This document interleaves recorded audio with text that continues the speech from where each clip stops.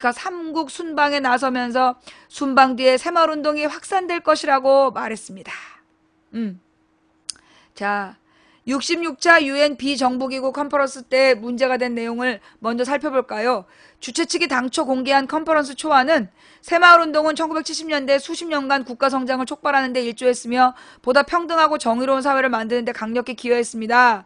새마을운동을 빈곤퇴치와 개발의 모델로 제안했다는 내용을 포함했습니다. 근데 이것은 사실일까요? 뻥일까요? 뻥이었다. 왜? 새마을운동을 해본 사람은 알아. 그 마을 청소한 거 말고 마을 입구에다 돌멩이 세워놓고 이장이 모자 쓰고 완장 차고 돌아다니면서 국민 감시한 거야. 아무것도 달라진 게 없어. 근데 이게 무슨 빈곤 퇴치와 개발의 모델이야. 이런 개뻥을 어디서, 그러니까 이게 지금 20대 애들은 모르니까 통할지 몰라도 이게 적어도 내 나이 이상은 안 통하는 얘기라고. 예. 자, 그 다음에 그 기사 좀 찾아주세요. 무슨 기사냐면 왜 새마을운동은 주민 감시체제였다. 한겨레신문에 나왔던 고려대에서 발표한 내용. 예, 그것 좀 찾아봐 주시고.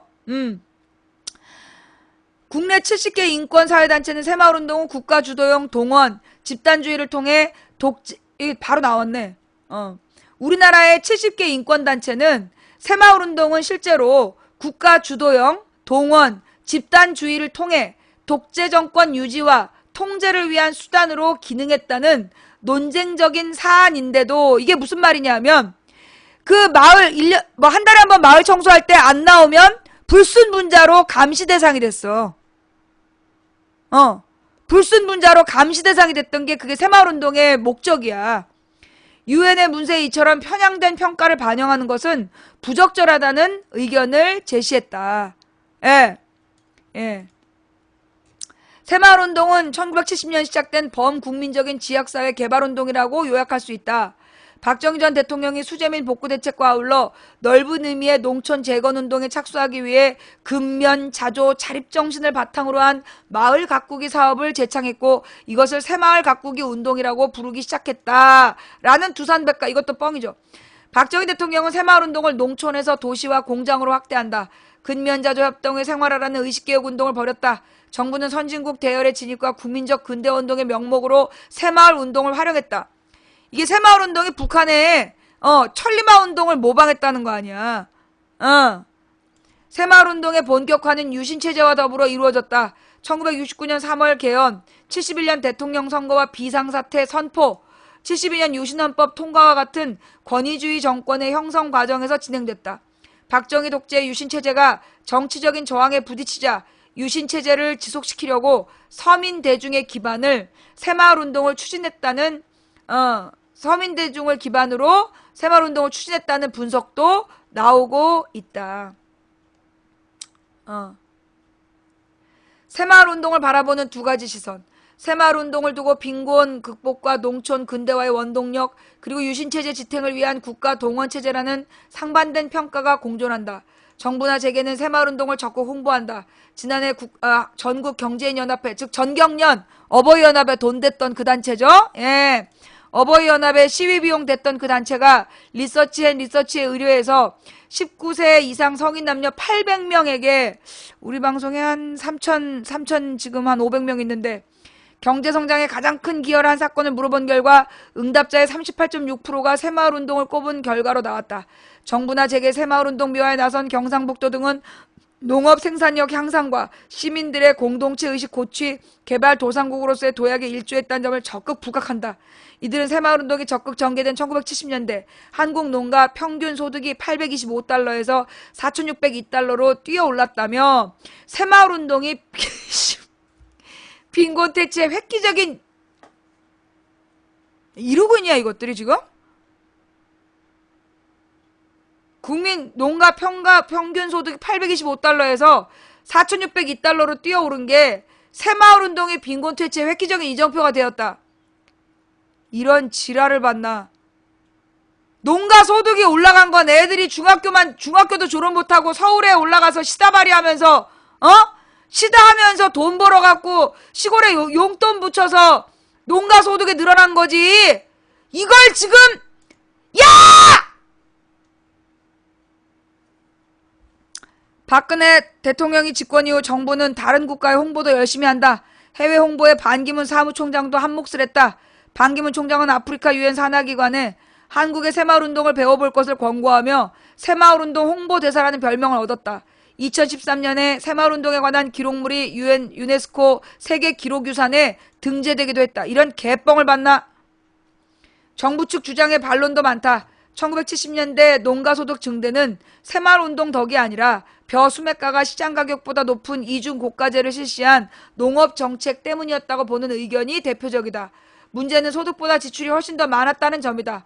공식 통계에 따르면 1970년부터 80년까지 10년 동안 농가 호당 소득은 10.5배 늘어난 반면 농가 부채는 같은 기간 21배 늘어났다.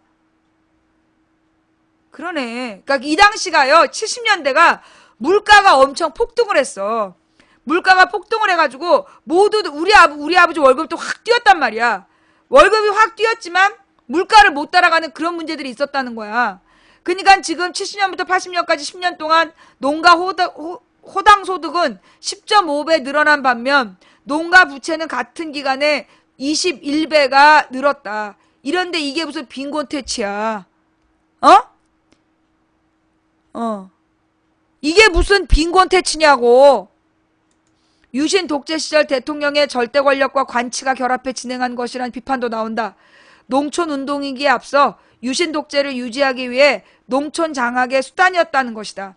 무슨 얘기냐면 이장들한테 전화를 놔주고 불순분자를 신고하라 그랬어. 이장들한테 전화기를 놔주고요. 걸지는 못하고 받기만 하는 전화. 그래서 딱 그걸 뭐라 그러냐. 열쇠로 채워놓고 그리고 정부에서 지시를 내리는 거야. 비밀 지시를. 그래갖고 이장들한테 그 마을 청소할 때 안 나오는 사람 혹은 뭐 3명 이상 4명 이상 모여가지고 박정희 욕하는 사람 있으면 신고하라고 시켰어. 그게 이장들의 역할이었다고. 관 주도의 강압적인 의식개조 운동이자 전시행정의 표본으로 꼽히기도 한다. 아니 마을 앞에다 큰 돌덩이 세워놓는다고 무슨 새마을이 되냐고. 1976년 있었던 농민저항운동인 한평 고구마 사건은 새마을운동의 허구와 모순을 보여줬던 사건이다. 농협이 고구마 수매 약속을 어긴 것을 두고 농민들이 정부의 저항에 보상을 받아낸 사건이다. 1970년대 대표적인 농민운동이다. 사건 조사 과정에서 농협의 비리가 드러나기도 했다. 5공화국 시절 각종 이권 개입과 공금 횡령 등 새마을운동과 관련된 비리가 폭로되었고 비리의 온상으로 낙인 찍히기도 했다. 시민사회단체는 이런 문제 때문에 새마을운동의 국제적 확산을 제고해야 한다고 목소리를 높인다. 유신 독재의 산물이었던 새마을운동을 왜 굳이 지금 다시 소환하는 것이다. 박근혜 대통령은 새마을운동 되살리기에 적극적이다. 새마을운동이라는 단어만 들어가면 예산 지원도 아끼지 않는다. 박근혜 정권 출범 이후에 새마을운동 지원 예산은 14년에 4억 6,200만 원에서 2016년에는 140억. 이런 씨발 진짜. 세월호 진상조사 100억도 안 든 돈이 아깝다며. 세월호 진상조사 하는데 70몇 억이 돈 아까워서 진상조사하면 안 된다며. 그런데 이 새마을운동 지원하는데 143억 2,300만 원. 뭐 하는 거야 이거?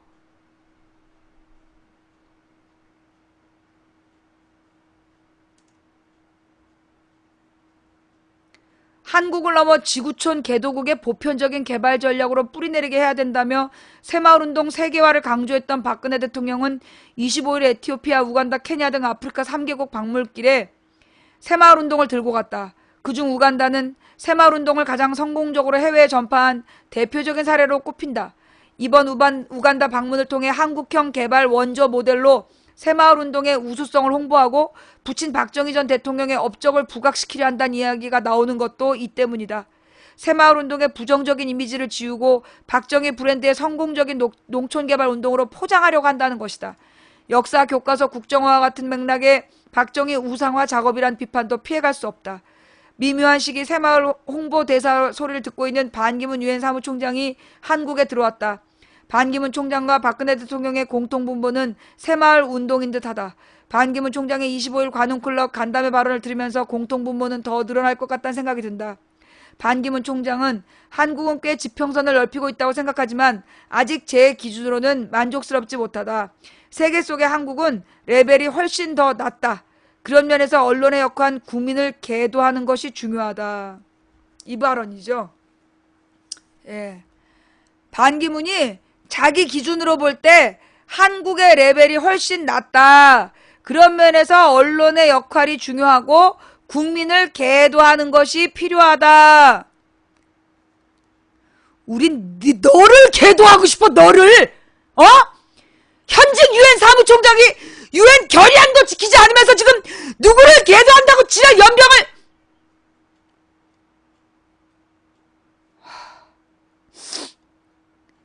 국민은 계도 대상 어디서 많이 들어보지 않았냐. 이게 박정희와 박근혜의 마인드죠. 예. 우린 너를 계도하고 싶어, 너를. 장어구이 비싸요. 예. 장어구이 비싸서 우리 못 먹어. 이런 연병 진짜. 자, 그런데 말입니다, 여러분. 이걸로 끝이 아니에요. 여기 지금 자주 등장한 우간다. 이 우간다에 얽힌 이야기가 있어요. 예. 무슨 얘기냐면,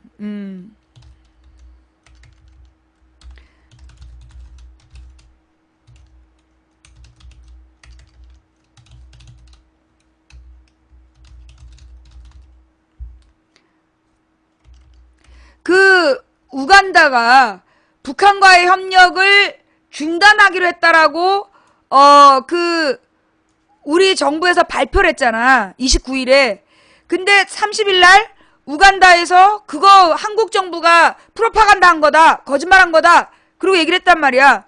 근데 그 외교부 장관이 우간다 외교부 장관이 북한과의 단절하기로 한 거 맞다라고 박근혜가 있을 때 주장을 해서 그래서 이 논란을 중단시켜줬어. 그랬던 우간다가 박 대통령 떠나자 북한과의 단절 아니다라고 성명 발표.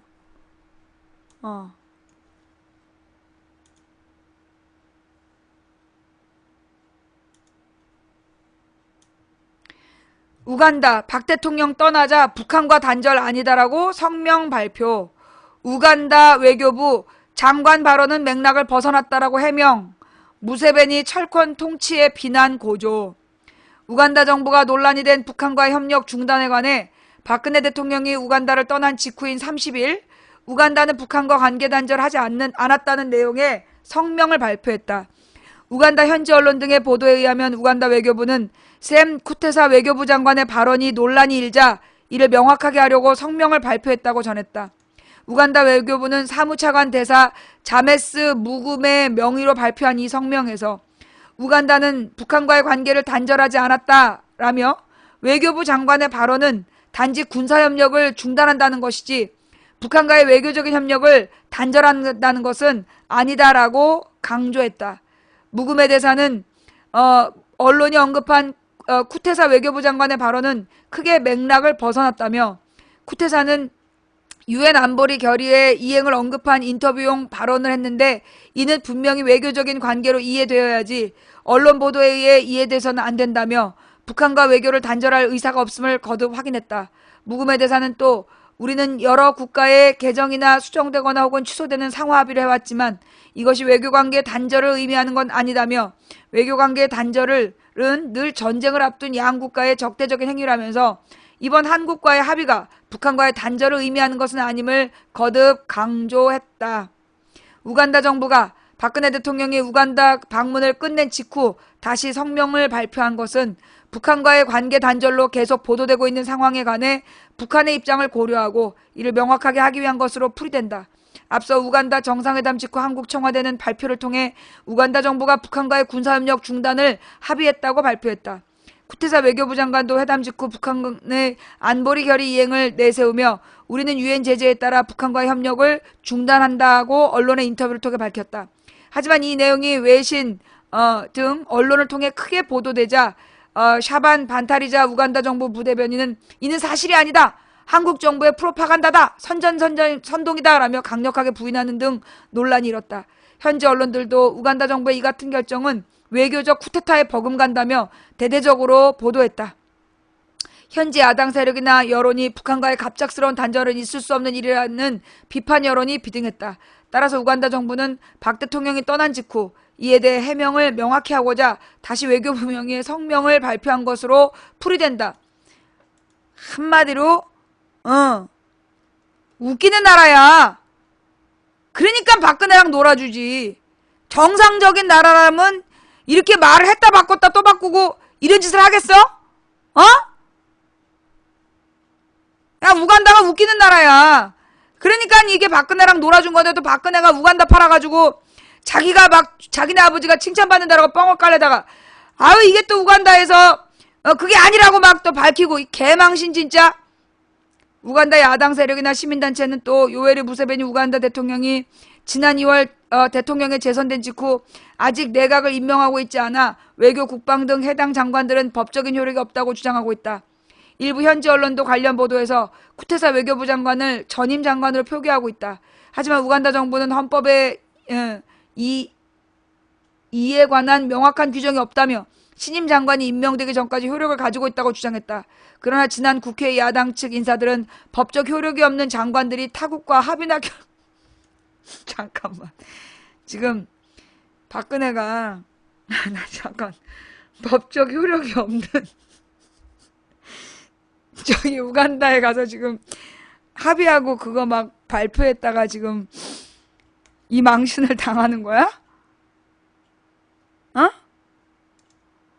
한편 박 대통령이 떠난 직후 31일 무세베니 우간다 대통령은 국정연설을 했지만 박근혜 대통령의 방문을 비롯한 정상회담 내용이나 한반도 문제에 관해서 하나도 언급하지 않았다.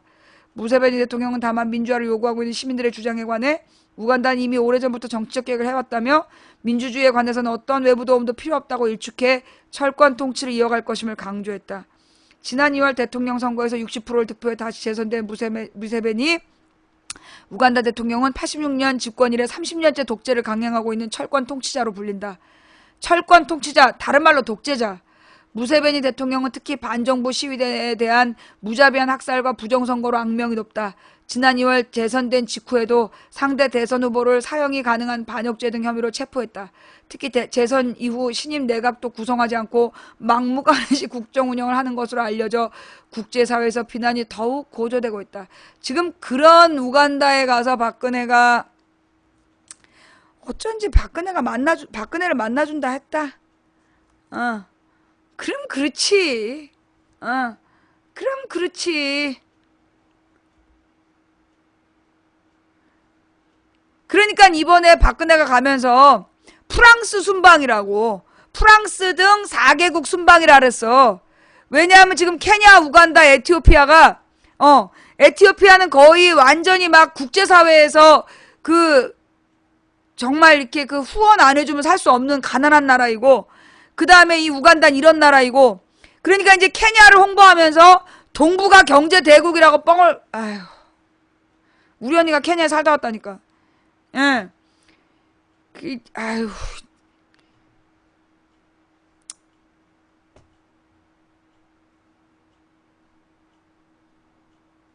한국은 1392년 출범. 무슨 장군이 결정적 역할. 우간다 대통령의 황당 발언. 우리 이제 그 박근혜 친구, 박근혜 우간다 친구의 궤변까지 들어야 되는 거야? 나 요즘, 나 심장이 떨린다니까. 요즘엔 뉴스를 보는 게 막 심장이 덜덜 떨려. 예. 한국이 1392년 출범. 박정희 장군이 결정적 역할. 우간다 대통령의 황당 발언. 그러니까 이제 이 우간다 독재자가 볼 때는 박정희가 1392년에 타임머신을 타고 갔다고 보는 거야? 양국의 거대한 지역과 인구가 수익성 관계에 가능하다. 현지 언론은 경호 강화에 초점 보도.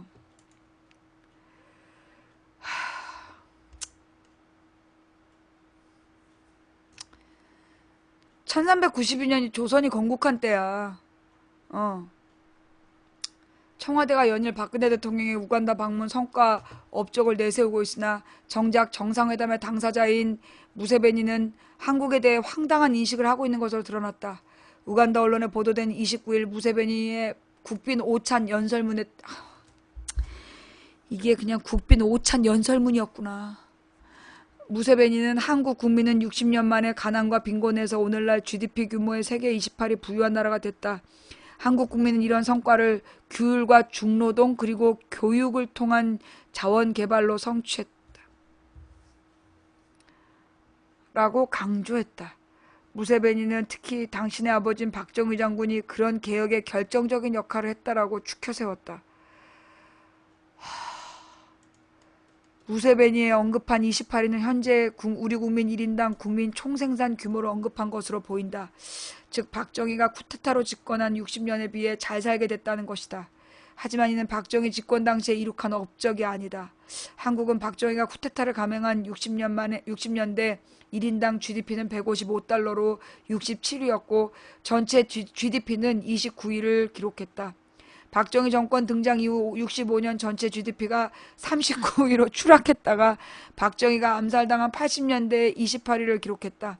오히려 박정희 정권이 사라진 이후 전체 GDP 규모는 2002년 김대중 정권 때 11위, 2006년 노무현 정권 때 13위를 기록한 이후 현재도 비슷한 수준을 유지하고 있다.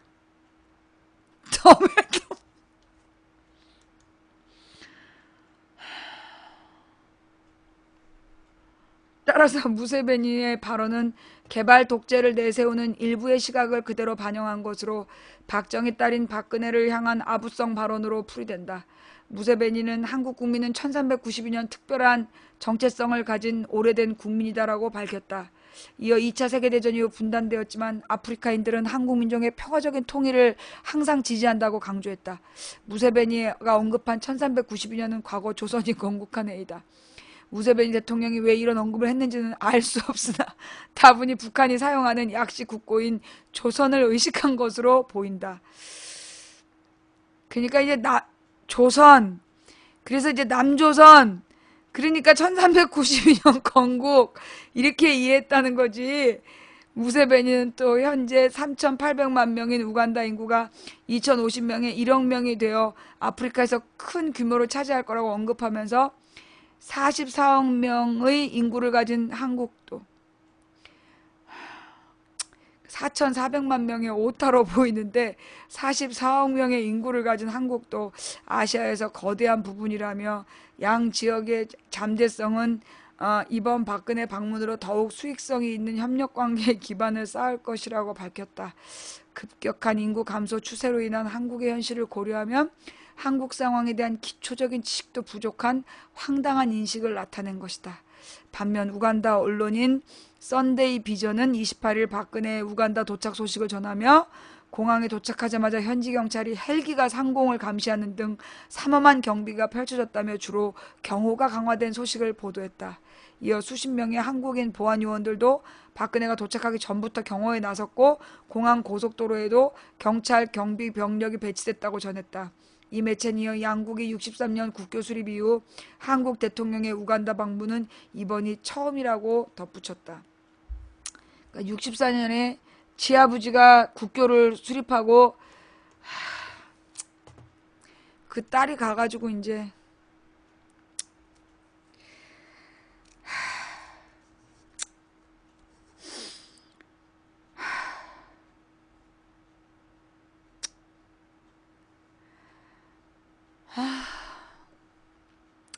나만 부끄러운 거야? 지금 나만 부끄러운 거야?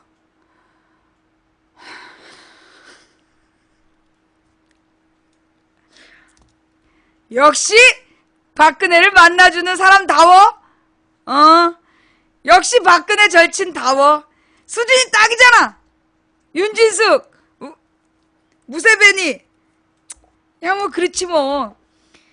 어째 박근혜를 친절하게 맞아줄 때 그냥 감은 잡았지만 뭐 그냥 그렇다 그거지 뭐. 자, 아, 손을 너무나 꽉 쥐어가지고, 손을 불끈 쥐어서 손이 안 풀어져요? 어. 아, 다시 한번 요약을 해달라고? 이걸 어떻게 요약해? 한국 인구가 44억이라는데! 지금 우간다가 박근혜를 기쁘게 맞이한 건 우리 인구가 44억 되는 줄 알고 맞이했다는 거 아니야. 조용히 덮어. 뭘 요약을 할 게 어딨어, 저기! 세 줄 요약?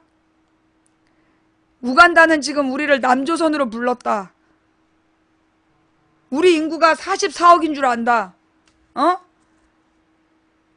그리고 박정희를 팔아가지고 자기의 독재를 정당화하려고 했다. 즉 그 얘기지. 어?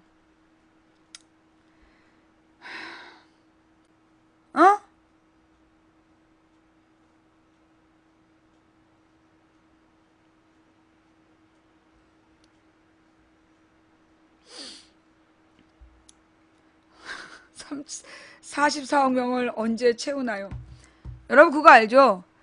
우리나라 인구가 감소해서 지금 우리나라 인구가 감소해가지고 국민연금 가입자가 드디어 올해부터 줄었다는 우리나라 인구가 감소해가지고 그 국민연금 가입자가 올해부터 줄었다고.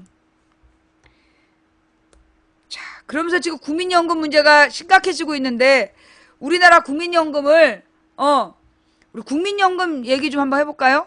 인구 얘기 나왔으니까. 국민연금 공공시설에 투자해야 정부 당황. 요 얘기부터 한번 시작해보자고. 그래서 그 페이퍼 컴퍼니 얘기까지 좀 갖고 와봐요. 국민연금 보고서. 국민연금 공공시설에 투자해야 정부 당황. 왜? 정부 여당이 보고서를 숨겨놓고 더민주 공약을 비난했대, 이제까지. 국민연금을 어린이집 노인 요양시설 등 공공시설 확충에 투자하는 게 바람직하다는 국민연금공단의 외부 용역 보고서가 나와 같은 주장을 펴온 더불어민주당을 비난했던 정부 여당을 당황. 아, 나 진짜.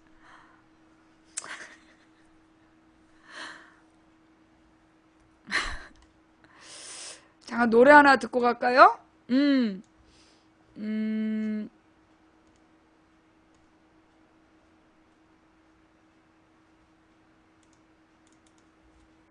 저 잠깐 화장실 갔다 올게요. 노래 하나 듣고 계세요.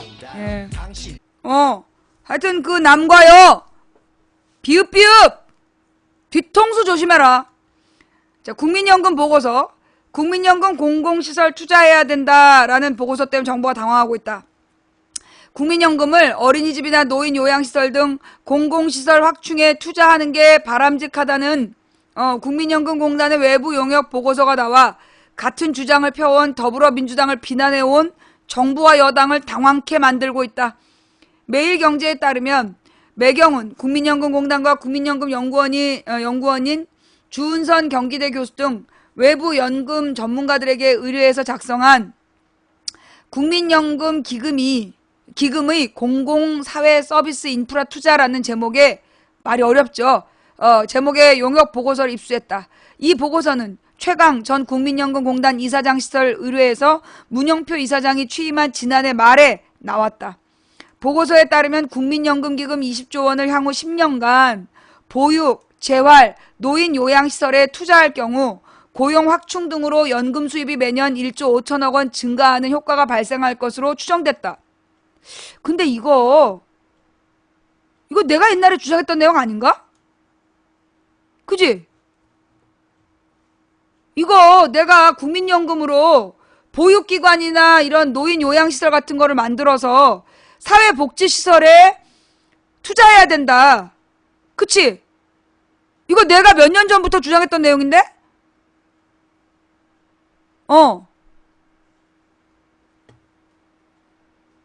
이걸 내가 2009년, 2010년경부터 주장했어요. 9년, 10년부터. 왜 그러냐 하면 이게 우리 김근태 의원이 보건복지부 장관할 때 국민연금의 올바른 용처에 대한 이야기를 했었거든.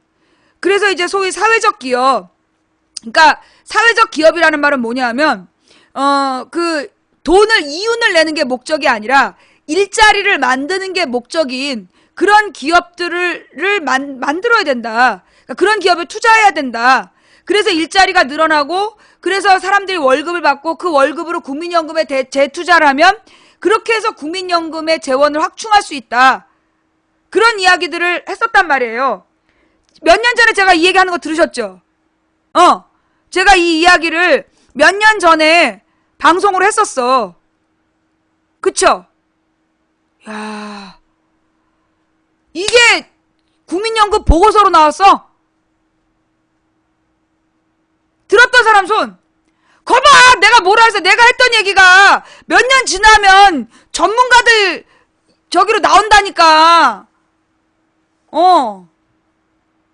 이거 못 들었던 사람도 있지만 이거 들은 사람도 있어. 그죠? 내가 이걸 얘기했다고. 가장 최근에 아마 15년인가 14년 했던 것 같은데? 그죠? 그래야 된다 내가. 망치가 했던 얘기 아닌 것 같다. 망치가 얘기했던 거 들은 사람이 이렇게 많은데 뭘 아닌 것 같아. 예언자가 아니라 얼마 전에도 이 얘기했다. 15년 14년 선거 전에도 이야기하고 자주 말씀했다. 거봐 자주 했대잖아. 어디서 망치가 얘기한 게 아닌 것 같아. 방송을 좀 띄엄띄엄 듣지 말고 꾸준히 들어. 맨 야한 얘기할 때나 웃긴 얘기할 때만 듣고 그냥 중요한 얘기할 땐 쳐 졸고 앉아있으니까 내가 이런 얘기 했다는 얘기를 못 알아듣고 지랄이지. 꺼져! 블랙 걸리기 싫으면. 메르스 때 얘기했었던 것 같아요. 그렇군요. 15년에 들었어요. 올 초에도 말했어요. 선거 전에도. 내가 자주 얘기했구나. 그렇지. 이게 이제 내가 늘 주장해왔던 내용이 소위 이 누구에 의해서 이 그 전문가들이 연구해갖고 옳다라고 입증을 한 거야. 즉 국민연금을 보육이나 재활, 노인 요양시설에 투자할 경우 고용 확충으로 연금 수입이 매년 1조 5천억 원 증가한 효과가 발생할 것으로 추정됐다. 한마디로 투자효율이 높으니 연금을 투자하는 게 바람직하다는 얘기다. 보고서는 그러니까 여기서 중요한 거는요. 이 국민연금 투자가 중요한 게 아니야. 어디다 투자하는가가 중요한 거예요. 맥을 놓치지 말아야 돼요. 여러분 중요한 건 국민연금을 이제까지 투자 안 했냐? 했어. 어따? 대기업 주식 떠받치는데 대기업 주식 가격 유지하는데 국민연금을 써왔단 말이야. 그런 데다 쓰면 안 되고 실제로 국민연금을 어디다 써야 되느냐. 소위 모든 아이들이 쉽게 갈 수 있는 보육시설 그리고 노인 요양시설 노인병원 이런 데에다가 써야 된다. 그러면 그들을 돌보는 인력들이 일자리가 생기게 되고 사회복지사들이 많은 일자리가 생기면서 그래서 그 사람들이 돈을 벌고 그 돈으로 다시 국민연금을 붓게 되고 그래서 활성화 될 거다. 그렇잖아요. 보육시설도 공짜로 가는 게 아니잖아. 보육시설도 공짜로 가는 게 아니라 보육시설에도 가령 재활병원에 다니는 사람이 돈 벌어가지고 이 재활병원에서 일하는 사람이 자기 월급 받아서 아이를 어린이집에 보내면 그 어린이집에 돈은 돈대로 돌고 그래서 이 돈이 돌게 되는 국민연금을 제대로 돌게 만들려면 어디에 투자를 해야 되느냐. 사회적 기업에 투자해야 된다. 사회적 기업이라는 건 다른 말로 들어봤어요? 사회적 기업? 사회적 기업이라는 말은 뭐냐 하면 이제 기업의 목적을 우리는 보통 이윤 창출이라고 알고 있잖아. 이익을 많이 남기는 걸로. 근데 이익을 많이 남기는 게 목적이 아니라 일자리를 만드는 게 목적인 게 사회적 기업이야. 근데 우리가 사회적 기업 그러면 굉장히 어떤 생각이 있어요? 뭔가 이렇게 좀 우리 실생활하고 떨어져 있는 시민운동가들의 이상 속의 생활 같잖아. 근데 옛날에 공기업이 그 역할을 했던 거야. 옛날에 공기업이 사회적 기업의 역할도 했던 거야. 한국전력, 그 다음에 뭐 한국수도사업소, 뭐 한국수도국이었나? 그리고 이런 한국통신 이런 게 소위 공공의 일자리를 마련해서 그 직원들에게 월급을 주는 것만 비용으로 쓰고 이윤을 남기려고 하지 않았던 공기업들 그게 일종의 사회적 기업의 역할을 했던 거라고. 그러니까 우리가 얘기한 사회적 기업이라는 게 뭐냐? 공익적인 일자리를 만드는 거. 그게 사회적 기업이야. 여러분 지금 어느 나라더라? 유럽의 어떤 나라가 모든 성인 1인당 300만 원씩 지급하는 투표에 들어갔다. 그 얘기 들었어요? 예. 모든 국민 성인들에게 300만 원을 지불하는 투표에 들어갔어. 그걸 뭐라 그러냐면 가령 우리 같은 경우 이제 청년수당, 그 스위스인가? 예. 청년수당이라 그래서 우리는 물론 청년수당이 모든 청년에게 주는 게 아니라 뭐 29세까지의 취업을 공부하는, 그러니까 취업을 준비하는 청년들에게 한 6개월 이런 식으로 주는 거잖아. 근데 지금 유럽은 기본소득제도라는 걸 만들려고 하고 있는 거야. 그래서 이제 독일 같은 경우에는 뭐냐면 4인 가족에게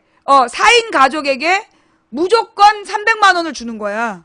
4인 가족의 기본 생활비로 300만 원을 준다는 거야, 국가에서. 전부 다. 따지지 않고, 소득을 따지지 않고, 그냥 다 300만 원씩을 준다는 거야. 그래서 최소 생활비를 할 수 있게끔. 그 대신 이 사람들이 일을 하게 되면, 일을 한 사람들에 대해서는, 일해서 번 돈에 대해서는 세금을 왕창 걷는 거야. 소득에 대해서는 세금을 다 절반씩 걷어가고, 절반이나 절반 가까이 걷어가고, 그런 돈을 다 모아서 모든 국민들에게, 4인 가족에게 300만 원씩 지급하는 거야, 매월. 이유가 뭐냐? 스위스도 그렇고 독일도 그렇고. 스위스는 1인당 300만 원이고, 독일은 4인 가족에 300만 원이야. 예. 그니까 이제 왜 그러냐 하면, 이게 물가 때문이래요. 스위스가 전부 대체로 생필품이 수입이 된대. 그래갖고 이 스위스가 시계를 만드는 걸로 돈을 버는 나라지만 관광업과 시계 산업이 주요 산업이란 말이야. 근데 그 나머지는 다 수입을 한다는 거야, 유럽 여기저기서. 그래서 물가가 굉장히 비싸대. 그러니까 일반 국민들이 그 물가를 감당할 만한 소득이 없으면 살 수가 없는 거야. 그러니까 이제 기본소득을 300만 원씩 주겠다는 거고, 독일 같은 경우에는 스위스하고는 달리 전 모든 물건이 다 생산되는데, 그럼에도 불구하고 독일에서 추진하고 있는 게 4인 가족에게 월 300만 원을 지급하는 걸, 국가 차원에서 지급하는 걸 지금 추진 중이라는 거야. 이유가 뭐냐? 우리나라 헌법 1조는 얼마예요? 예. 우리나라 헌법 1조는 얼마야? 뭐야? 우리나라 헌법 1조는 대한민국은 민주공화국이다. 대한민국의 모든 권력은 국민으로부터 나온다. 이게 우리나라 헌법 1조야. 그죠? 독일의 헌법 1조가 뭔지 아세요? 예. 독일의 헌법 1조. 독일의 헌법 1조는 모든 인간은 존엄하다는 거예요. 모든 인간은 존엄하다. 그래서 어떤 인간도 인간의 존엄성이 침해되면 안 된다. 그러니까 우리나라에서는 민주공화국을 강조해서 독재를 거부한다는 것을 명시해놨잖아. 근데 독일이 왜 그 동성애자들이 그렇게 많고, 그 다음에 왜 동성애를 하는 시장이 막 아무렇지도 않게 나올 수 있냐? 그건 모든 인간은 존엄하다라는 그 헌법 1조 때문에 철저히 차별을 금지하는 거야. 그러니까 메르켈이 이슬람은 우리의 한 부분이다. 우리의 한 부분이니까 차별하면 안 된다라고 했던 것도 그 이유야. 독일 헌법 인간이 모든 인간은 존엄하다. 그 어떤 이유로든 차별하거나 공격당해서는 안 된다. 인간의 존엄성이 침해받아서는 안 된다라는 게 독일의 헌법의 1조라는 거야. 그러니까 돈이 없어서 고통받는 사람이 없는 사회를 만들기 위해서 국민 기본 생활금을 지불하는 거예요. 우리나라는 어때?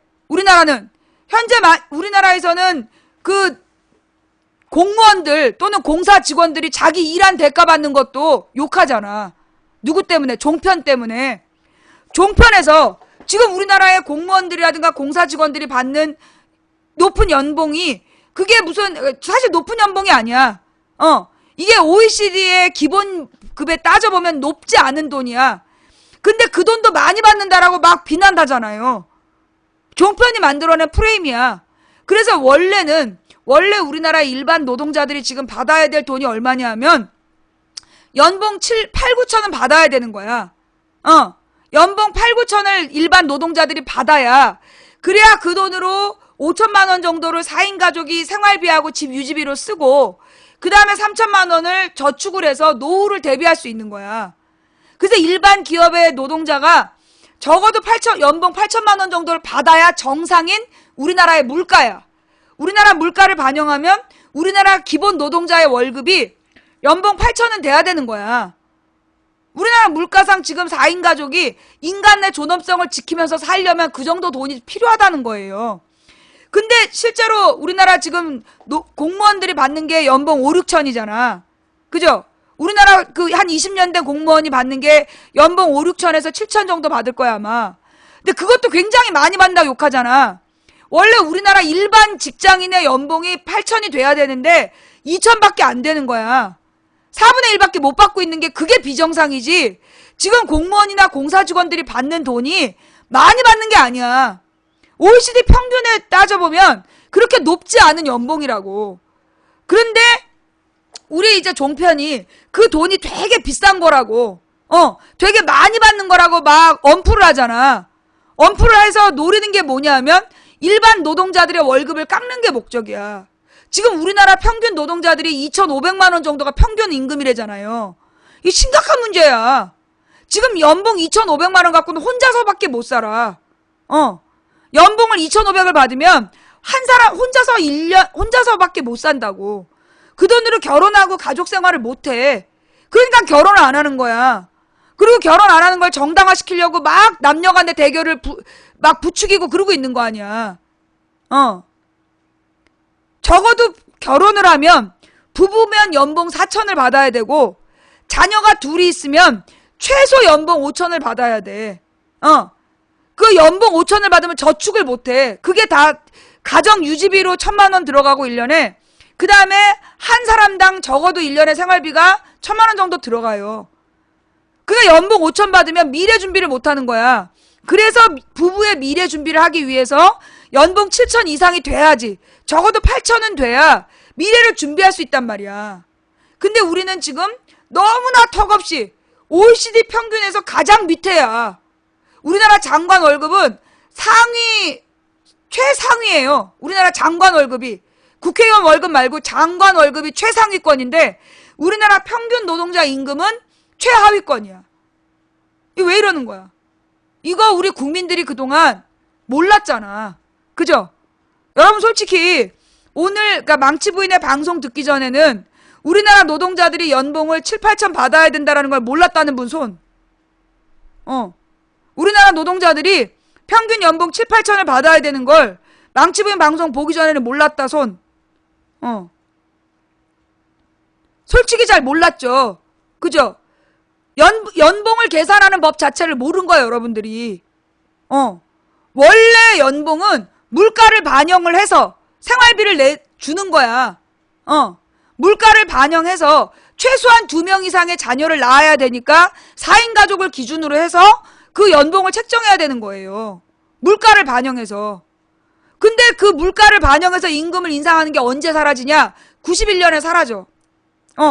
91년에 멈추기 시작하고 98년에 IMF를 불러들여갖고 97년에 IMF를 김영삼이 요청을 해가지고 그 뒤에 모든 노동자를 실업자로 만들어서 기본적인 생활비를 받던 노동자들을 전부 다 급빈자로 만든 거야.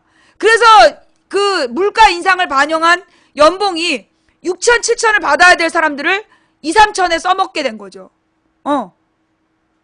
그 IMF를 그렇게 활용한 거야. 그 어저께 우리가 IMF의 반성문 같이 봤잖아요. 그건 잘못된 거였다. 예. 그러면 그게 가능하냐? 지금 새누리당 지지자들 펄펄 뛰고 지랄을 해요. 근데 여러분, 지금 재벌의 창고에 있는 돈이, 재벌의 창고에 쌓여있는 돈이 700조 원이야. 재벌의 창고에 쌓여있는 돈이 700조 원이라고. 그 700조 원을 중소기업에게 제값을 주고 노동자들에게 연봉 7, 8천을 주면 죽어도 남는 돈이야. 753조까지 들었어. 노동자들에게 연봉 7, 8천을 줘도 죽어도 절반 이상이 남는 돈이라고. 그런데 그 돈을 전부 다 대기업이 빨아먹고 안 내놓고 있기 때문에 지금 온 국민이 가난해진 거야. 그러면서 대기업이 주도하는 정치. 그래서 대기업에게 계속 규제를 완화하라고 그러고 계속 대기업만을 위한 정치를 하라고 강요하고 있잖아. 그래서 우리나라 꼴이 이 모양인 거야. 실제로 그 대기업의 창고에 들어가 있는 700조 원은 원래 중소기업에게 제대로 된 임금까지 다 계산을 해서 중소기업의 비용과 중소기업에서 지불한 원자재값, 그 다음에 설비비, 노동자 임금, 그리고 중소기업 사장의 이윤까지 더해서 납품값을 줘야 되잖아. 근데 우리나라 대기업에서 중소기업 납품값을 어떻게 거의 원자재값만 주잖아. 원자재값만 주고 나머지는 전부 다 띄어먹으라고 그러는 거야. 그래서 납품하는 업체들이 부도를 자꾸 낸다고. 부도를 내는 게 임금을 체불할 수 있는 수단이기 때문에. 그래서 지금 우리나라에 체불된 임금이 몇 조 원이야. 그게 뭐냐? 결국 그 돈은 대기업이 중소기업에게 줬어야 될 돈을 안 줘서 생긴 문제예요. 예. 그걸 정부에서 그러면 그렇게 임금을 체불하고 부도를 낸 사람은 다시는 사업을 못하게 해야 되잖아. 아니면 감옥에서 돈을 갚을 때까지 빼주지 말아야 되잖아. 근데 우리나라는 부도 내고 파산해버리면 봐줘. 우리 이제까지 일반 개인이 노무현 때만 그렇게 노무현 때부터 개인의 파산이 인정된 거야. 그 이전에 우리나라는 기업이 파산했다, 기업이 도산했다, 그러면 책임을 묻지 않았어. 그래서 이 새끼들이 계속 도산을 해. 계속 파산을 하고 대신 다른 이름으로 또 하고 또 하고. 그래서 돈을 계속 버는 거야. 놈들은 돈을 계속 벌고 있는데 노동자들만 임금의 중간에 뜨는 거야. 일부러 노동자들의 임금을 피해보고 대기업의 그 이익을 그러니까 대기업이 중소기업의 노동자 임금을 안 줬기 때문에 그래서 부도가 난 거야. 일부러 부도를 내게 하고 또 하고 또 하고 그 짓을 하는 거야. 그렇게 해서 지금 쌓여있는 돈이 800조 원인 거죠. 800조 원 가까운 돈이 쌓여있는 거야. 그러니까 결국은 다른 나라에서 그 기본 임금, 소위 이제 성인 1인당 300만 원씩 주는 나라, 그거 어떻게 주는 거냐? 그 대기업의 재벌들이 지금 창고에 숨겨놓은 돈을 빼내는 거야, 강제로. 절반 이상을 세금으로 걷어서 그 돈을 나눠주는 거야. 그러면 그 돈은 사람들이 쓸 거 아니야. 그럼 그 돈을 쓰면서 경제가 돌아가고 수요가 늘어나서 생산이 늘어나면 일자리가 늘어나고 그런 구도로 그 기본급을 지급하는 거야. 유럽은. 소비 능력을 유지해 주는 거죠. 이게 바로 소득 중심의 그 경제 성장론이야. 그럼 우리는 사실 그 직업이 없는 사람한테 꽁돈 준다는 거에 익숙하지 않잖아요. 그게 어떻게 가능하냐? 공공근로 기억하시죠? 공공근로. 김대중 정부 때 IMF로 기업이 도산돼갖고 일자리를 잃은 아버지들에게 공공근로를 해줬어요. 그래서 1인당 7, 80만 원의 생활비를 줬어. 그게 기본급 비슷한 개념이었던 거야. 그 공공근로를 없앤 게 이명박이잖아. 예. 공공근로를 없앤 게 이명박이야. 원래 그 공공근로를 만들었던 게 소위 이제 김대중 정부부터 생활보호 대상자에게 생활비를 지급하고 그 다음에 차상위 계층이라 그래서 생활보호 대상자는 아니지만 일자리를 잃은 실업 가장들에게 공공근로를 통해서 7, 80만 원의 생활비를 보조해 준 거예요. 그래서 그게 힘이 돼갖고 결국은 그 IMF를 극복할 수 있었던 거야. 근데 그걸 이명박이 이명박이 했던 게 첫째, 그 생활보호 대상자의 생활비를 동결하고 더 깎았어. 기준을 엄격하게 해갖고 생활보호 대상자를 줄이고 그리고 그 공공근로를 없애고 그래서 결국 가난한 사람들을 위한 복지 비용을 없애버리는 바람에 그래서 어떻게 됐어? 그 가난한 작가가 굶어 죽을 수밖에 없었던 거야. 그런 나라를 이명박이 만들었고 박근혜가 유지하고 있는 거죠. 그러면서 박근혜가 3년 동안 14조 원을 투자했어. 국민 생활 개선을 위해서 국민들에게 이제 그 생활비 지원을 14조 원을 한 거야. 그 돈 다 어디 갔냐? 그 돈 어디 갔을까요? 예, 부자들의 이자 할인해 주는 데 들어갔어요. 아파트 수십 채에서 수백 채 갖고 있는 새끼들의 이자 삭감해 주는 데 들어갔어. 14조 원이.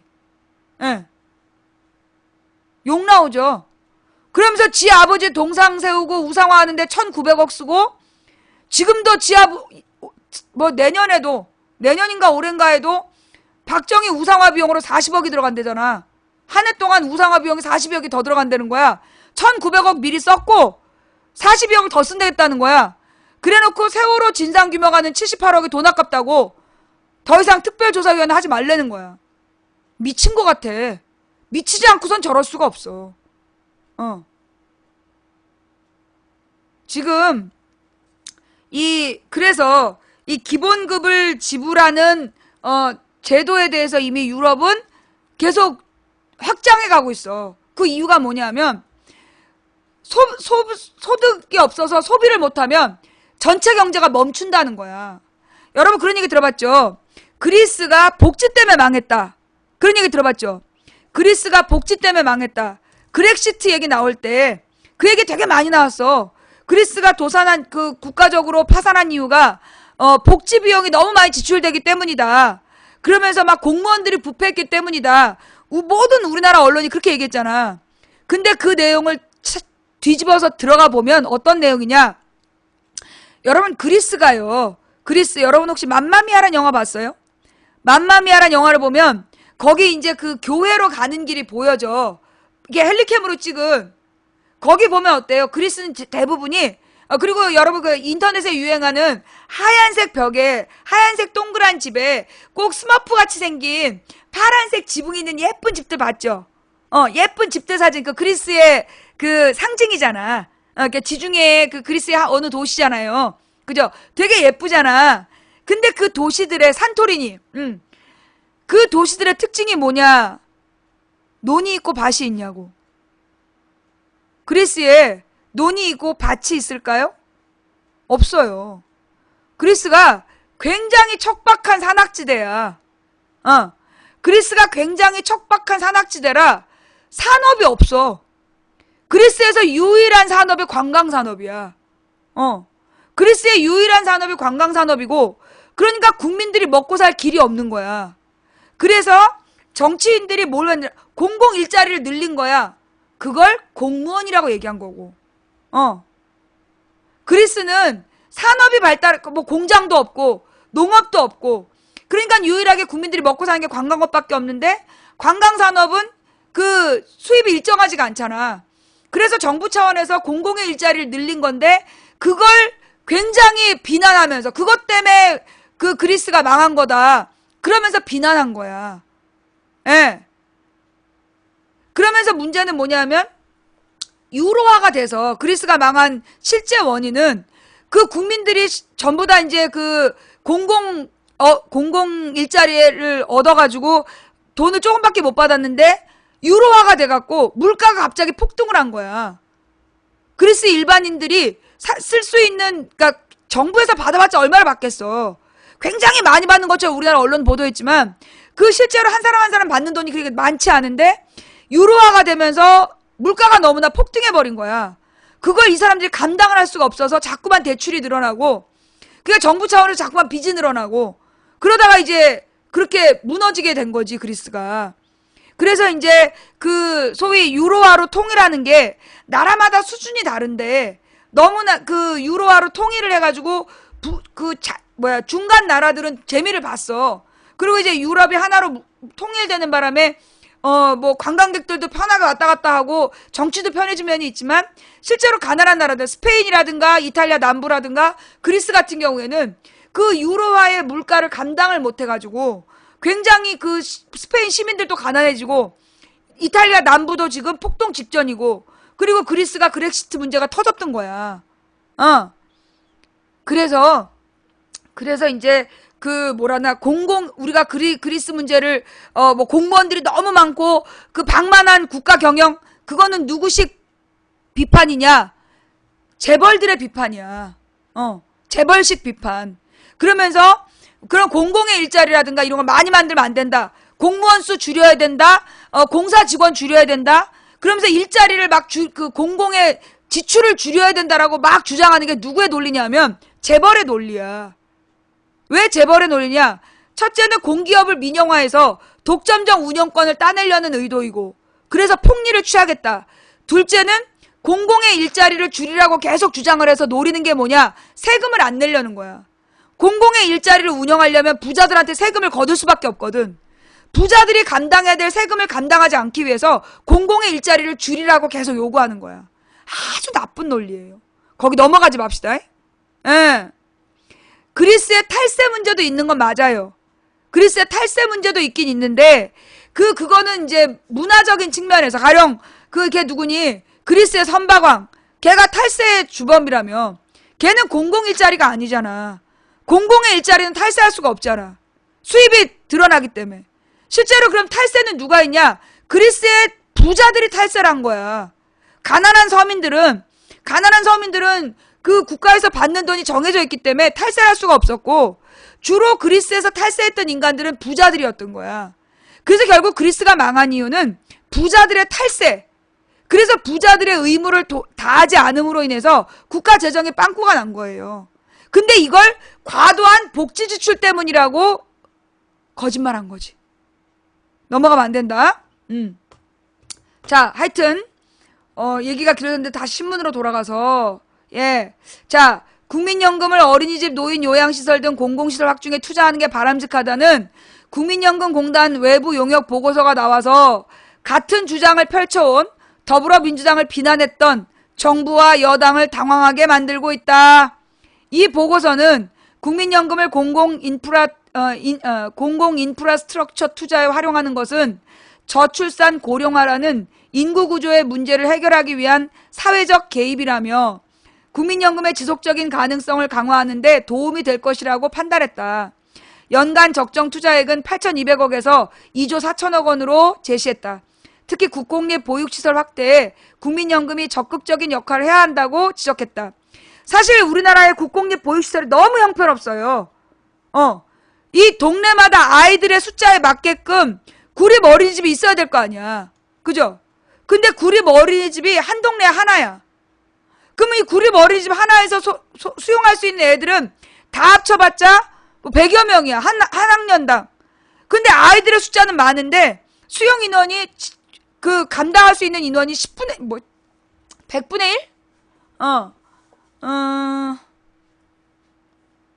지금 같은 경우에도 100분의 1, 100분의 1도 안 되지. 너무 형편없는 거야. 민간 어린이집이나 이런 민간 보육시설들이 공공 어린이집을 확충하지 못하게 또 반대한다고 로비한다고도 그러지만 실제로 그럴 것도 없어. 공공 어린이집이 많아지고 민간 어린이집의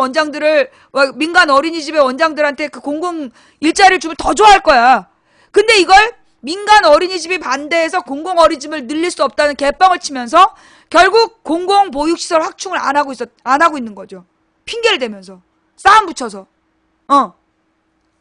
좌우지간 어쨌거나 특히 국공립 보육시설 확대에 국민연금이 적극적으로 역할을 해야 된다. 전체 보육시설 중 국공립의 비중이 5%래. 5%에 머물고 있는 소위 5대 95 현상을 깨기 위해서 2017년부터 2027년까지 최대 13조 5천억 원을 투입하는 게 바람직하다는 것. 이럴 경우 14년 말을 기준으로 해서 2,489개에 불과한 국공립 어린이집이 2027년에는 1만 개가 넘게 되고 전체 보육시설에서 차지하는 비율도 30%까지 높아질 것으로 내다봤다. 또 노인들을 위한 요양원 건립을 위해 같은 기간 4조 5천억 원을 투자하면 현재 2.2%에 불과한 국공립 요양시설이 10%까지 늘어날 것으로 봤다. 이럴 경우 국공립시설의 혜택을 보고 있는 노인 비율이 현재 5%에서 25.5%까지 확대될 것으로 내다봤다. 아울러 현재 6개에 불과한 재활병원도 같은 기간 1조 5천억 원만 투자하면 13개까지 늘어난다고 추산했다. 보고서는 2027년까지 인프라 투자로 인한 직간접 고용 유발 효과가 최대 7만 1,000명이라며 이 같은 고용 창출 효과를 통해 국민연금 수입이 증가해 제도의 지속 가능성을 높이고 국민의 노후소득 보장을 강화시킨다고 적시했다. 공공투자로 얻는 연금 추가 수입액은 연간 1조 5천억 원으로 추정했다. 이 같은 용역 보고서가 나왔음에도 불구하고 그동안 정진엽 복지부 장관도 국민연금의 공공투자는 신중하게 접근해야 한다며 국민연금을 공공임대주택 어린이집 사업에 투자해 출산율을 높여 국민연금 부실을 막아야 된다는 더불어민주당의 총선 공약에 대해 계속 비판적인 태도를 보여왔다. 이 공공임대주택 얘기는 뭐냐 하면 그러니까 가령 내가 영국에 갔을 때 내가 영국에서 들었던 이야기가 뭐냐. 영국의 신혼부부가 결혼을 해갖고 이제 방을 하나 얻었어. 한 칸짜리 방을. 그런데 임신을 하잖아. 그럼 국가에 신고해야 돼. 우리가 방이 한 칸인데 임신을 했다. 그러면 국가에서 싼 값에 방 2칸짜리를 빌려주는 거야. 국가에서 싼 값으로 방 2칸짜리를 반드시 이사하게 하는 거야. 아동의 인권을 보장하기 위해서. 마찬가지로 그 국민연금으로 우리가 가령 지금 서울시의 인구가 줄고 있는 이유가 뭐예요? 집세가 너무 높기 때문이야. 그죠? 그러니까 이제 이 국민연금으로 이런 다가구 주택이라든가 이런 것들을 전세를 얻고 그 전세를 얻어서 아니면 이제 계약을 해가지고 이 임대료를 월세를 절반 정도를 뭐 세금으로 내준다든가 아니면 80%를 세금으로 내준다든가 이게 공공임대주택인 거지. 아니면 이제 미분양 아파트들을 이 정부에서 뭐라 그러나 원가를 다 계산을 해가지고 구입을 하든가 임대를 해서 그걸 재임대하는 방식으로 신혼부부나 어린아이를 키우는 부부에게 임대주택의 우선권을 준다. 그러면은 아이들을 더 낳을 거 아니야. 지금 우리나라 출산율이 줄어드는 이유가 사실 여러분 노키즈 논쟁 들어봤어요? 노키즈 존. 이거 내가 볼 때 이것도 국정원 심리전담반의 논간으로 보여. 노키즈 존 논쟁.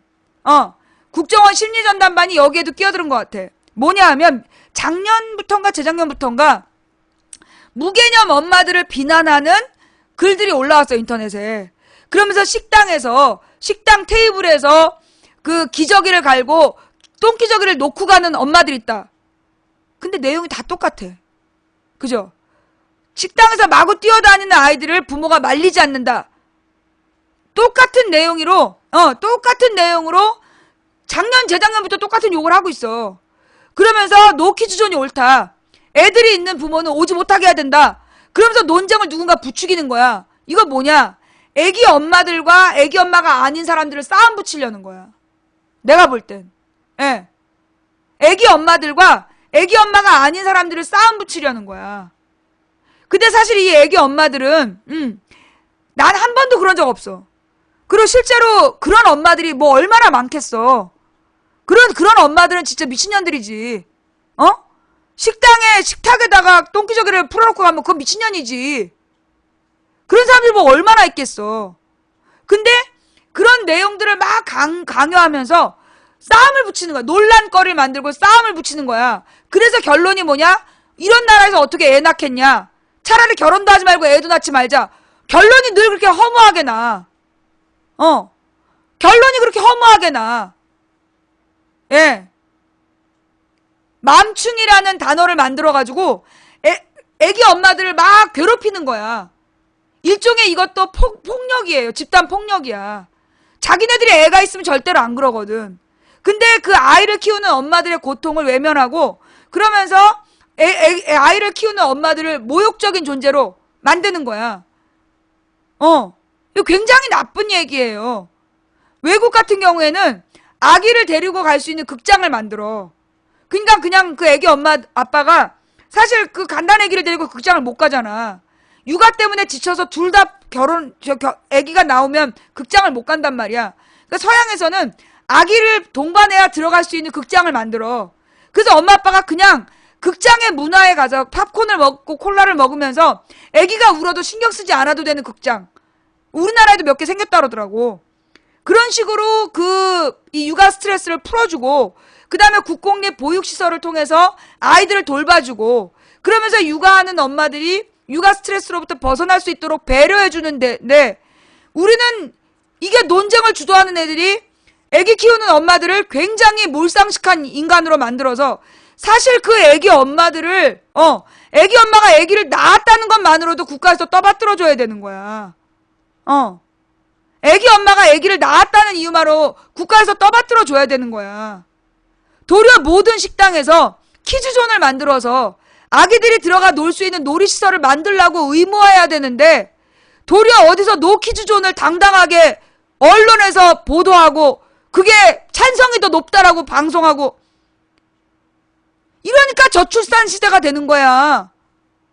모든 식당에서 식당을 하려면 아이들 기저귀 가는 기저귀 교환대를 의무적으로 설치하고 그리고 키즈존을 만들어서 아이들 어린이 놀이방을 만들어야 식당을 개업할 수 있다라고 차라리 해야지. 어디서 노키즈존이 정당하다는 얘기가 나와.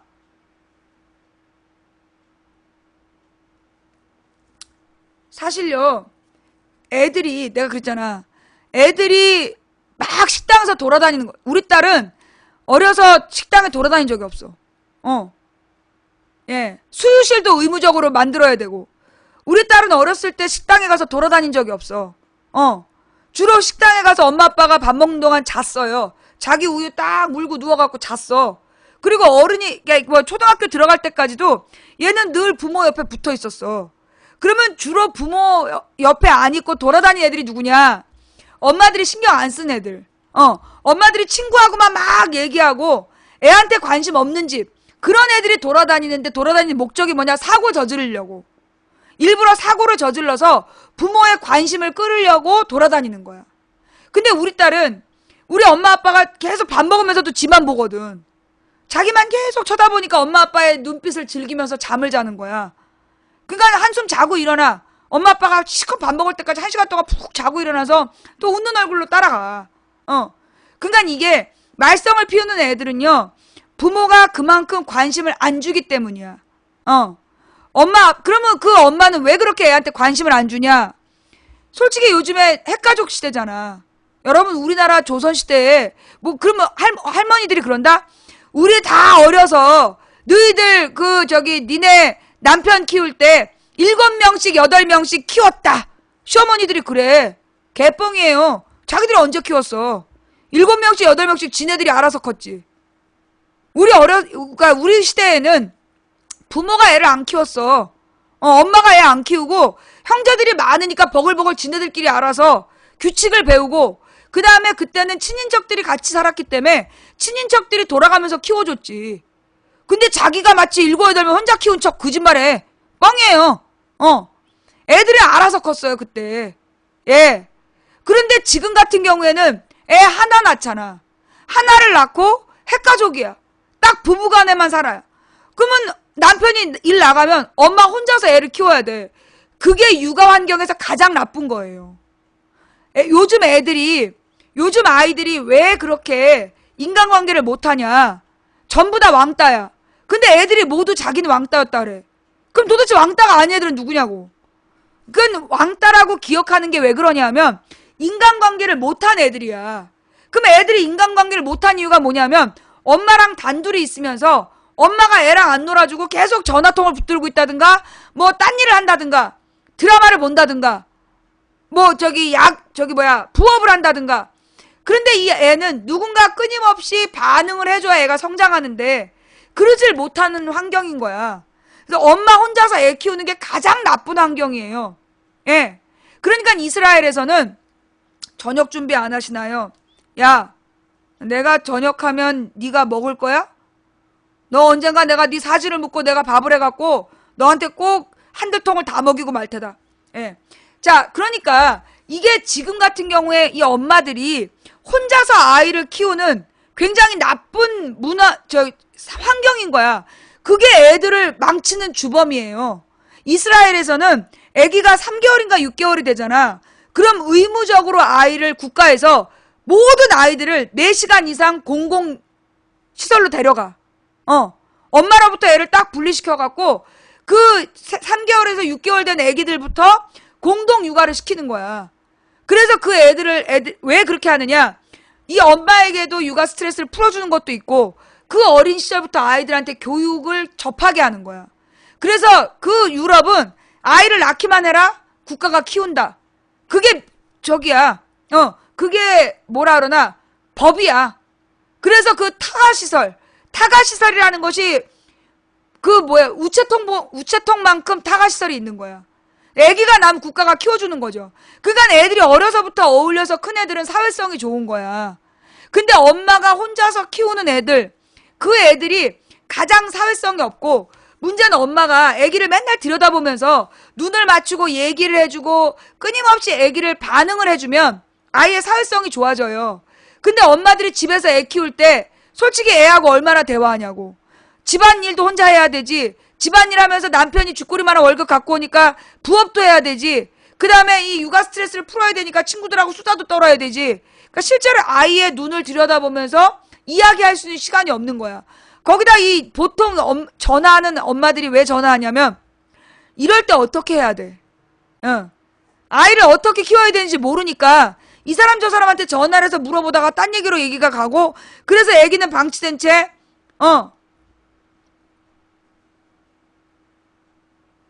예, 그러는 거예요. 예, 애기가 방치된 채 그게 지나가는 거야. 그래서 그러다 보니까 그런 환경에서 자란 아이들이 인간관계를 못하는 거야. 사회성이 나빠지고, 그러니까는 어떤 자기 의사 표현을 잘 못해 애들이. 그리고 문제가 생겼을 때 어떻게 풀어가는지를 모르는 거야. 충돌이 일어나면 이게 애들은 싸우면서 큰다는 말이 뭐냐? 문제가 발생해, 갈등이 발생하면 애들이 몇 번 경험을 통해서 야 이때 제 걸 무조건 뺏으면 코피 터진다. 그러니까 일단 저 완전히 돌대가리 쟤한테는 줘야 된다. 이런 걸 배우면서 갈등을 스스로 해결하는 과정을 배운단 말이야. 근데 그러지 않고 오로지 엄마하고 애기만 있는 집 같은 경우에는 애들이 어떤 갈등이 생겼을 때 갈등을 해결하는 법을 못 배우는 거야.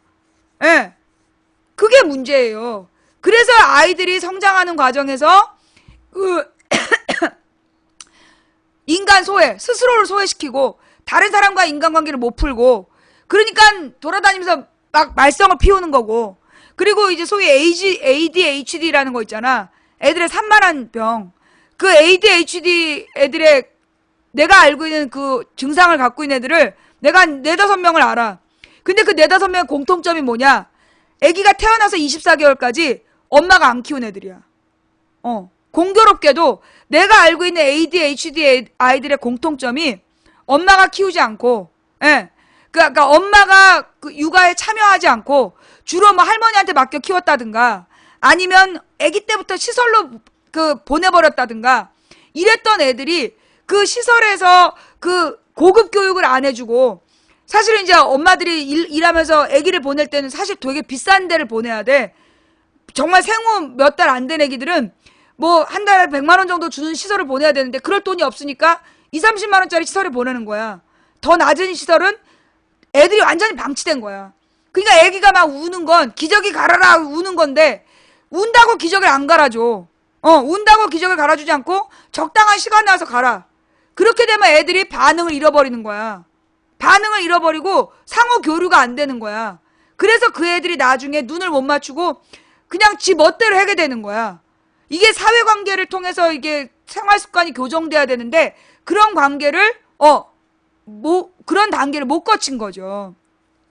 그래서 옛날에는 가족들이 함께 아이를 키우는 문화였기 때문에 아이들이 자연스럽게 인간관계를 배웠는데 그러지 못하는 상황, 그 속에서 엄마들이 아이를 키우는데 그 과도한 스트레스를 받아. 그 스트레스를 견디지 못한 엄마들이 애 데리고 뛰어내리는 거야. 그거 요즘에 뉴스에 안 나와서 그렇지 생각보다 많아요. 애기 엄마들이 애기를 데리고 뛰어내리는 이유가 뭐냐? 아이를 혼자 키우니까 너무 힘든 거야. 누구도 가르쳐주지 않은 일을 혼자 해야 되니까. 근데 그러면서 점점 어떤 생각을 갖게 되느냐? 근데 애하고 의사소통이 안 돼. 근데 하루 종일 말이 안 통하는 애만 데리고 있어야 돼. 근데 남편은 내가 식구가 하나 늘었다. 그러니 야근을 더 해. 돈을 더 많이 벌어야 된다는 생각으로 야근도 더 하고, 야근이 없는 날은 위에 과장님 부장님한테 손바닥 비비느라고 어쩔 수 없이 늦게까지 술 먹고 늦게 들어오고, 그게 아빠들은 피똥을 싸면서 자식이 늘어났으니 분유값이라도 벌어야 된다고 늦게 들어오는 거야. 그럼 이 엄마는 하루 종일 아무하고도 교류하지 못하는 거야. 그 우울증이 극단적으로 되면, 거기다 이제 아기가 태어나면 산후 그 호르몬이 변경이 되면서 극단적으로 그 뭐라 그러나 허탈감을 느끼거든. 허탈감을 느낀 상태에서 애하고 하루 종일 소통이 안 돼. 남편하고도 소통할 시간이 없어. 남편은 완전히 꼬라져갖고 집에 들어와. 집에 들어오면 바로 자버려. 그리고 남편이 들어올 때까지 깨있지 못하고 엄마는 짬짬이 잠을 자야 되는 거야. 그리고 이제 보통 엄마들이 남편들이 직장을 가야 된다고 애를 혼자서 데리고 다른 방에서 자고 남편은 다른 방에서 자잖아. 그게 산후 우울증을 더 악화시켜. 그러다 보니까 우리나라가 지금 태어난 애들도 엄마랑 같이 죄 없이 뛰어내려 죽고, 그 태어난 아이들을 부모가 제대로 엄마들이 관리를 못하니까 폭력에 노출되고, 그래서 우리 사회가 전반적으로 병이 드는 거야. 그래서 이 뭐 노키즈존 논쟁을 주도하는 사람들은 나는 심리전담반이 있을 거라고 봐. 국정원 심리전담반이 거기 들어갈 거라고 생각해. 그래서 왜 그렇게 하느냐? 아이는 나쁜 것이라고 계속 강조하는 거야. 애는 아주 귀찮고 네가 애가 생기면 힘들다. 그러니까 얘네들이 노리는 게 뭘까 생각해봤어. 얘네들이 노리는 게 뭘까? 왜 노키즈존 논쟁을 불러일으킬까? 내 생각은 그래. 이거 추측인데, 자, 지금 우리 청년들이 직장이 없으니까 결혼을 못해. 결혼을 못하니까 애를 못 낳아. 그러니까 아이에 대한 모든 정보는 슈퍼맨이 돌아왔다, 이걸 통해서 보잖아. 슈퍼맨이 돌아왔다 또는 오마이베이비 이런 거 보면서 대리만족을 느끼는데 그냥 만족해야 되잖아. 그러면서 그래도 자기도 애를 갖고 싶다라는 생각이 들 수 있잖아. 그럼 왜 나는 애를 못 갖지? 결혼을 못해서 그래. 나는 왜 결혼을 못했지? 직장이 없어서 그래. 그럼 직장이 왜 없는 거지? 아 씨발 일자리가 없어서 그래. 왜 도대체 일자리가 없는 거지? 일하는 사람들은 과로로 죽어가는데 왜 나는 일자리가 없는 거지? 그러면 씨발 들고 일어나? 이런 사람들한테 애 키우는 게 얼마나 힘든지 아냐. 애는 나쁜 거다. 애를 가까이 두면 안 된다. 그런 이미지를 주고, 그래서 아이에 대한 그 관심을 끊게 하는 거야. 그러니까 노키즈존에서 막 엄마들 맘충이라고 욕하는 사람들의 공통점이 뭐야? 노처녀 노총각들이잖아. 애기를 키워본 엄마 아빠는 절대 거기 동조 안 해. 지금 노키즈존을 막 옹호하는 사람들의 공통점이 결혼하지 않은 남녀들이야. 결혼 정년기를 지난 남녀들이 자기네들은 프리하게 그 식당에서 밥 먹고 싶은데 애들이 떠든다. 아이들의 떠드는 소리가 멈춘 마을은 죽은 마을이다. 그게 서양 속담에 있어. 식당에 아이들이 떠들고 돌아다닐 수 있지. 그런 식당에 돌아다니는 아이들한테 친절하게 인사해봐. 그럼 애들 바로 엄마한테 돌아가.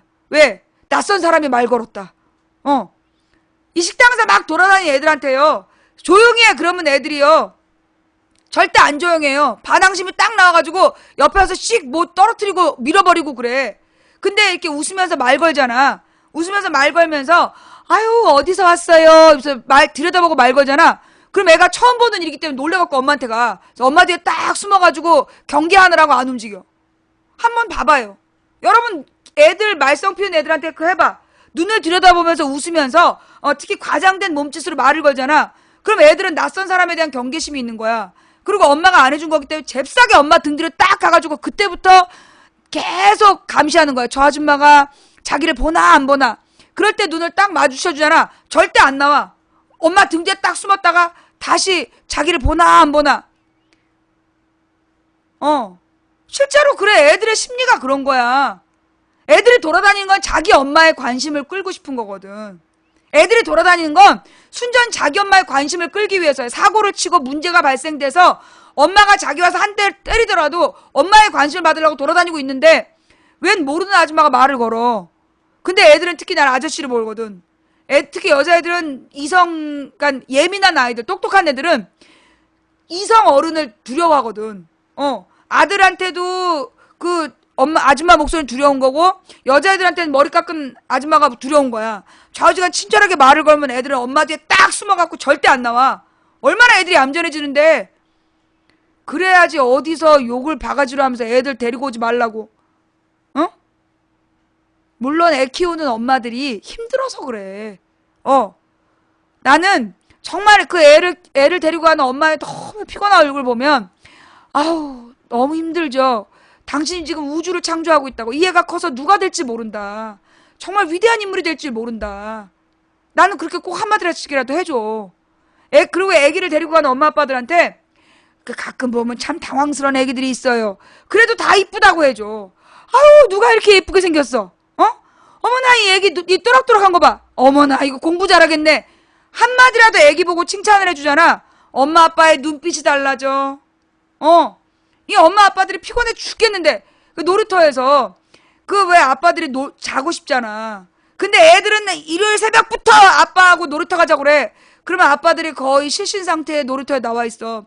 근데 누가 이렇게 똘똘하니? 야, 너 정말 똘똘하게 생겼다. 어머, 이런 너를 어떻게 생각했어?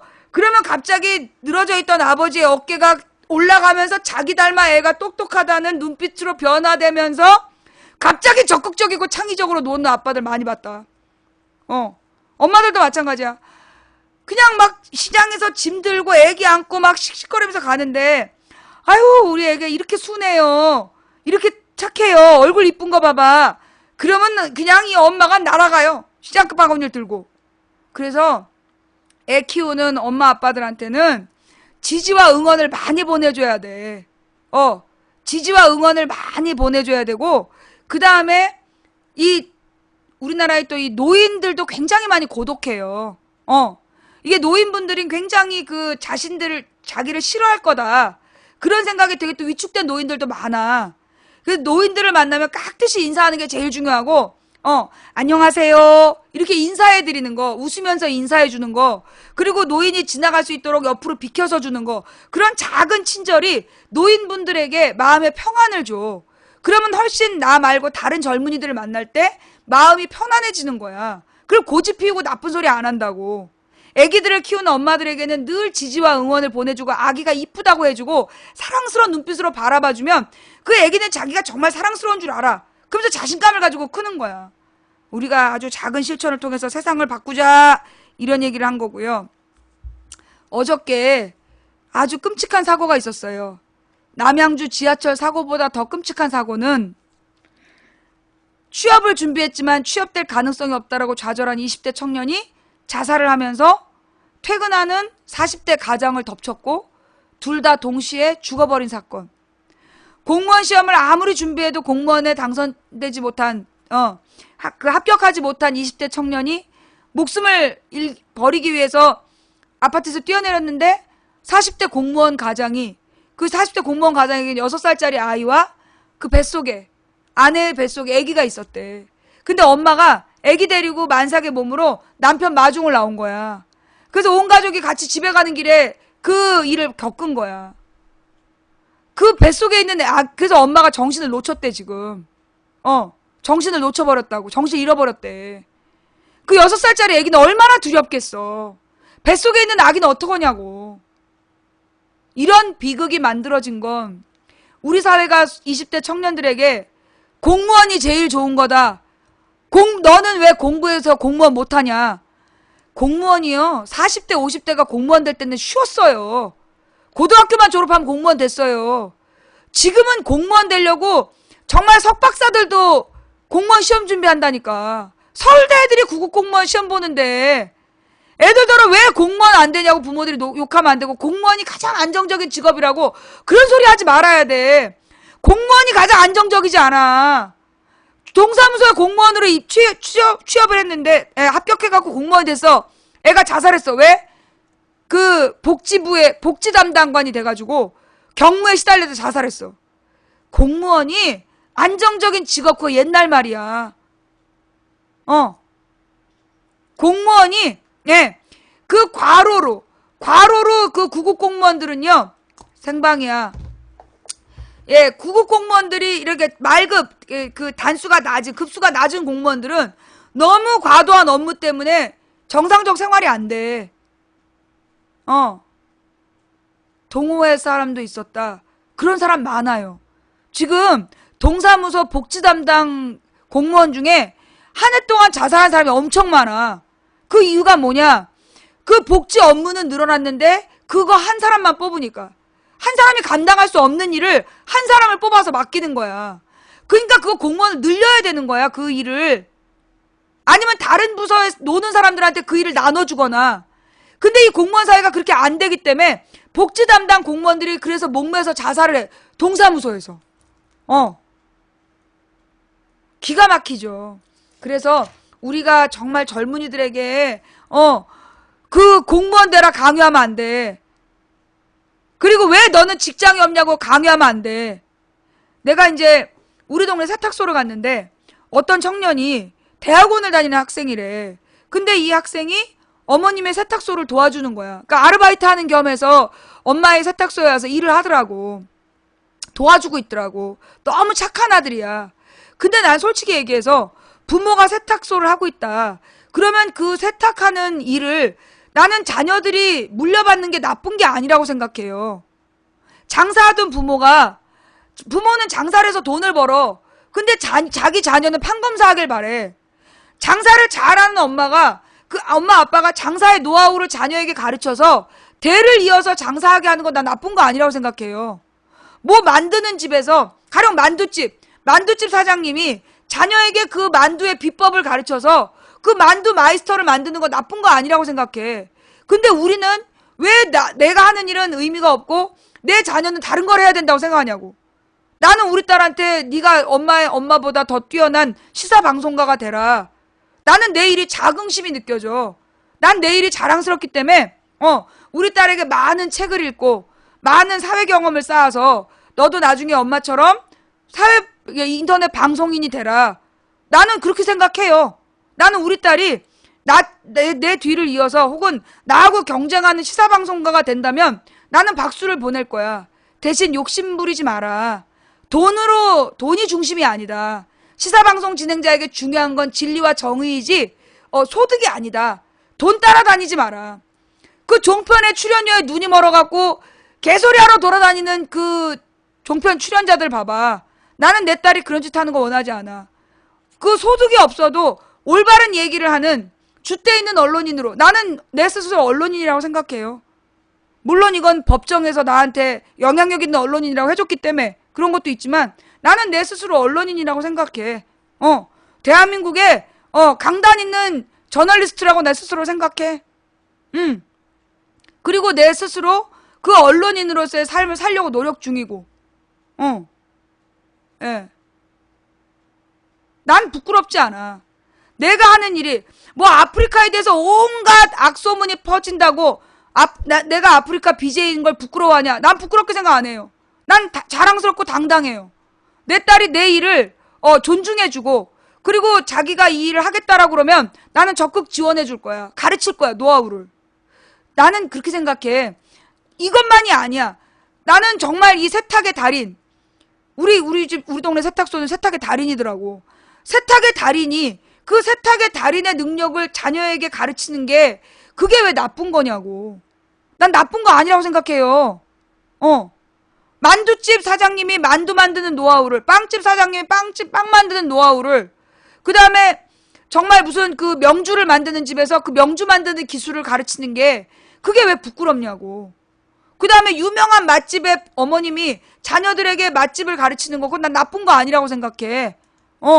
그래서 우리가 우리의 자녀들에게 그 무슨 양복 입고 대기업으로 전철 타고 혹은 자동차 몰고 출근하는 것만이 멋진 직업이라고 가르치지 말자. 정말 도매시장에서 땀 흘려 일하면서 집 나르는 거, 그래서 그 도매시장에서 킹왕짱 먹는 거, 그게 최고다라고 가르치자. 그래서 우리가 발상을 바꿔야 돼. 난 우리 조카가 자기 친구가, 그러니까 얘 친구들은 이제 공부를 잘 못한 애들이니까 공부로 발달한 게 아니야. 그래서 어떤 애는 마장동에서 그 고기 잡는 법을 배우고 있다는 거야. 그래서 너 친구 되게 멋있다 그랬어. 마장동에서 고기 시장을 배우는 거야. 얼마나 멋있냐. 그래서 자기는 백정이야 그러면서 친구가 농담을 한대. 그거 비웃지 마라. 그 마장동에서 고기 파는 사람들 그거 돈 많이 번다. 그런 거를 부끄럽게 생각하면 안 된다고. 그거 네 친구 멋있는 거다. 어떤 애는 수타 짜장을 배우러 갔다는 거야. 그 녀석 똘똘하네. 힘이 센 애야. 걔가 막 힘이 장사인데 그 장사의 힘으로 수타 짜장을 배운 거야. 그래서 지금 열심히 그 중식 그 자격증을 따고 있대. 멋있다 그랬어. 예. 우리가 우리 청년들에게 그런 삶이 멋있는 거라고 가르쳐야 돼. 영어 단어 3만 개 외우면 뭐하냐고. 외국인이 말 걸면 도망가면서. 영어 단어를 3만 개씩 아는 애들이 외국인이 말 걸면 일단 얼굴이 백지차처럼 하얘진 다음에 아무 얘기 안 하고 못 들은 척하고 가. 우리 애들 그렇게 키우지 말자 이거지. 영어학원에 쏟아부은 돈이면 영어학원 차린다며. 그 아까운 돈 왜 그런 데다 쏟아부어. 차라리 그 학원에 보낼 돈, 그 돈을 아껴가지고 애들 해외여행 시켜주고, 해외여행을 통해서 견문이 넓어지면 자기 인생에 대해서 다른 많은 가능성을 볼 수 있는 거잖아. 또 얘기가 딴 데로 갔어. 강남역 살인사건, 하여튼 20대 자살, 40대 공무원 사고사, 이 이야기를 통해서 우리가 우리 사회에 공무원 되려는 아이가 자살하면서 공무원을 죽였다, 이렇게 보도하는 언론, 난 너무나 정말 잔인하다고 생각해.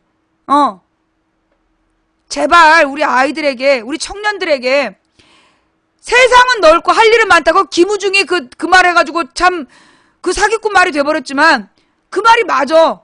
세상은 넓고 할 일은 많아. 근데 막 그 양복 입는 일만 뽀대나는 거라는 그 잘못된 인식, 그걸로 애들을 괴롭히지 말자. 네가 뭘 하든 너가 하면서 행복한 일을 해라. 그걸로 네가 먹고 살 수 있다면 감사한 거다. 그렇게 가르치자. 애들이 먹고 살 수 있는 일은 구할 수 있는데 뽀대나는 일로 먹고 살고 싶어 하기 때문에 애들이 그 갭을 메꾸지 못해서 정서불안, 우울증, 그 다음에 포기하고 죽는 거야. 먹고 살 수 있는 일을 감사히 여기고, 그러면서 인생의 어떤 성공을, 직업으로만 인생의 성공이 아니다. 직업은 그냥 이 생계로 유지하는 수단이고, 너의 꿈은 따로 펼칠 수 있다. 그렇게 우리의 아이들에게 좀 여유를 줬으면 좋겠다. 다음 이야기는 뭐냐면, 좌우지간 우리 정부에서는 우간다에 가서 개쇼를 하면서 개망신을 떨 때 시진핑하고 김정은이 만나기로 했대.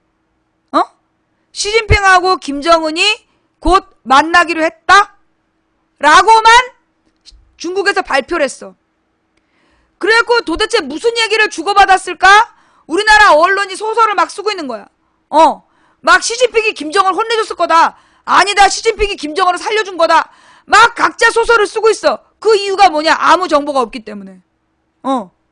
시진핑하고 김정은 쪽에서 중국과 북한의 정상이 만날 약속을 했다. 단지 만날 약속을 했다고만 딱 중국에서 발표한 거야. 왜? 의도적으로 발표한 거야. 왜 그랬을까? 왜? 지금 미국이 일본과 한국을 묶어가지고 이번에 G7의 힘을 모아서 중국을 압박했잖아. 중국을 압박하면서 막 그 중국을 불쾌하게 만들었어. 그러니까 중국이 김정은을 딱 만나주는 거야. 그러면서 만나서 뭘 했느냐? 아무도 몰라. 중국은 단지 중국이 북한을 만났다, 이걸 보여주는 거야, 국제사회에. 그러면 아무도 못 건드리는 김정은과 유일한 소통 창구가 중국이다, 이런 시그널도 던질 수가 있고, 그 다음에 중국을 건드리면, 중국이 북한을 지켜준다면 미국과 일본의 야망이 쉽게 먹혀들지 않을 것이다라는 경고가 될 수도 있고. 그러니까 딱 그래서 일부러 해설 없이 설명 없이 만났다? 그걸로 끝이야. 그래서 이걸 각각의 외교 라인들이 자기네 정보를 가지고 분석을 하는 거야. 문제는 우리나라는 그런 정보망이 없다는 거야. 오로지 박근혜 빨아주고 자신이 유학했던 프랑스 학교를 간다고. 아우 정말. 지금 우리나라의 노인들은 굶어 죽어가고 있는데, 박스를 줍던 노인들, 박근혜에게 몰표를 줬던 박스 줍던 노인들이 박스에 세금을 붙인 다음부터 그것도 못하고, 그래서 국어를 하러 돌아다니는데 국민 세금으로 해외여행 다니면서 유학까지 했다고 자랑하는 거야 지금?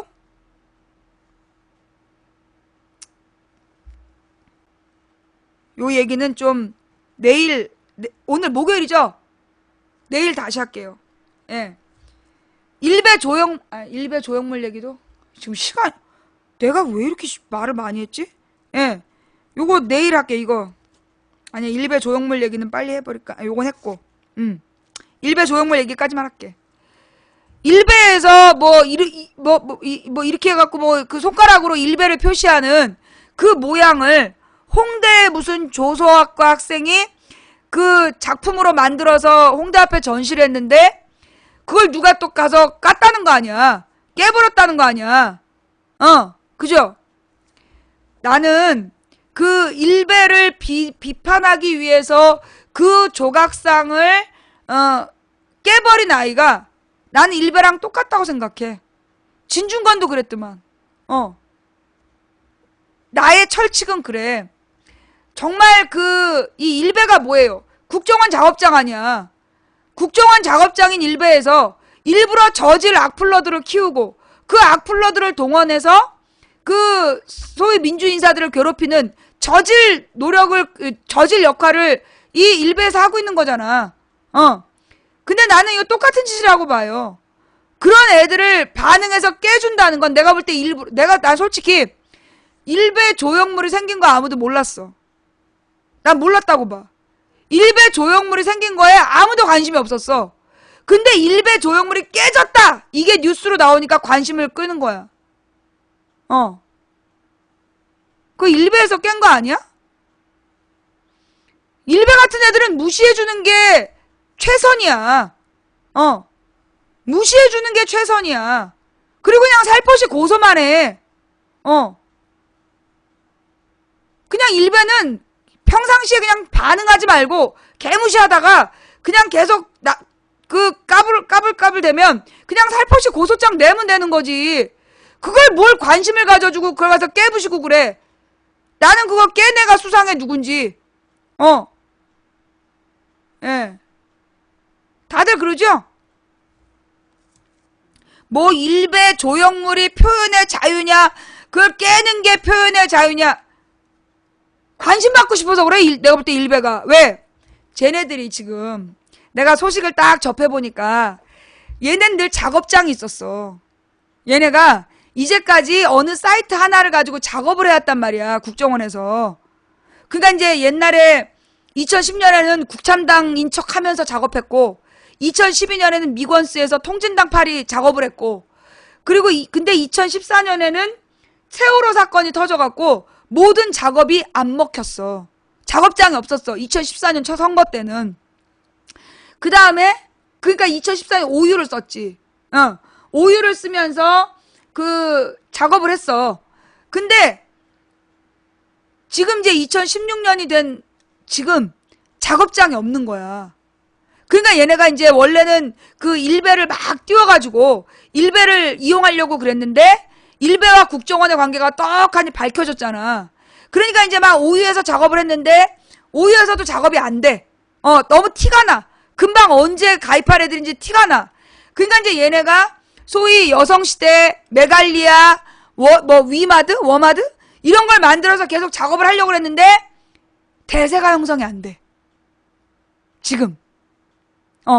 얘네가 지금 어떤 작업장을 만들어야 되는데 대세가 형성이 안 되는 거야. 그러니까 이제 지난번에 무슨 그 크림빵 뺑소니 사건 이런 거 만들어가지고 보배드림을 띄우려고 했는데 보배드림도 그 김하영의 그 활동 작업장이었잖아. 그러니까 어딜 가나 국정원의 작업장이었던 딱지가 붙어있기 때문에 지금 어디에서도 그 작업이 안 되는 거야. 내가 볼 때 그래. 10,000명 이상 안 늘어. 예. 지금 10,000명 이상 안 늘고 10,000명 이상 5만 이상이 됐다. 작업이 안 통해.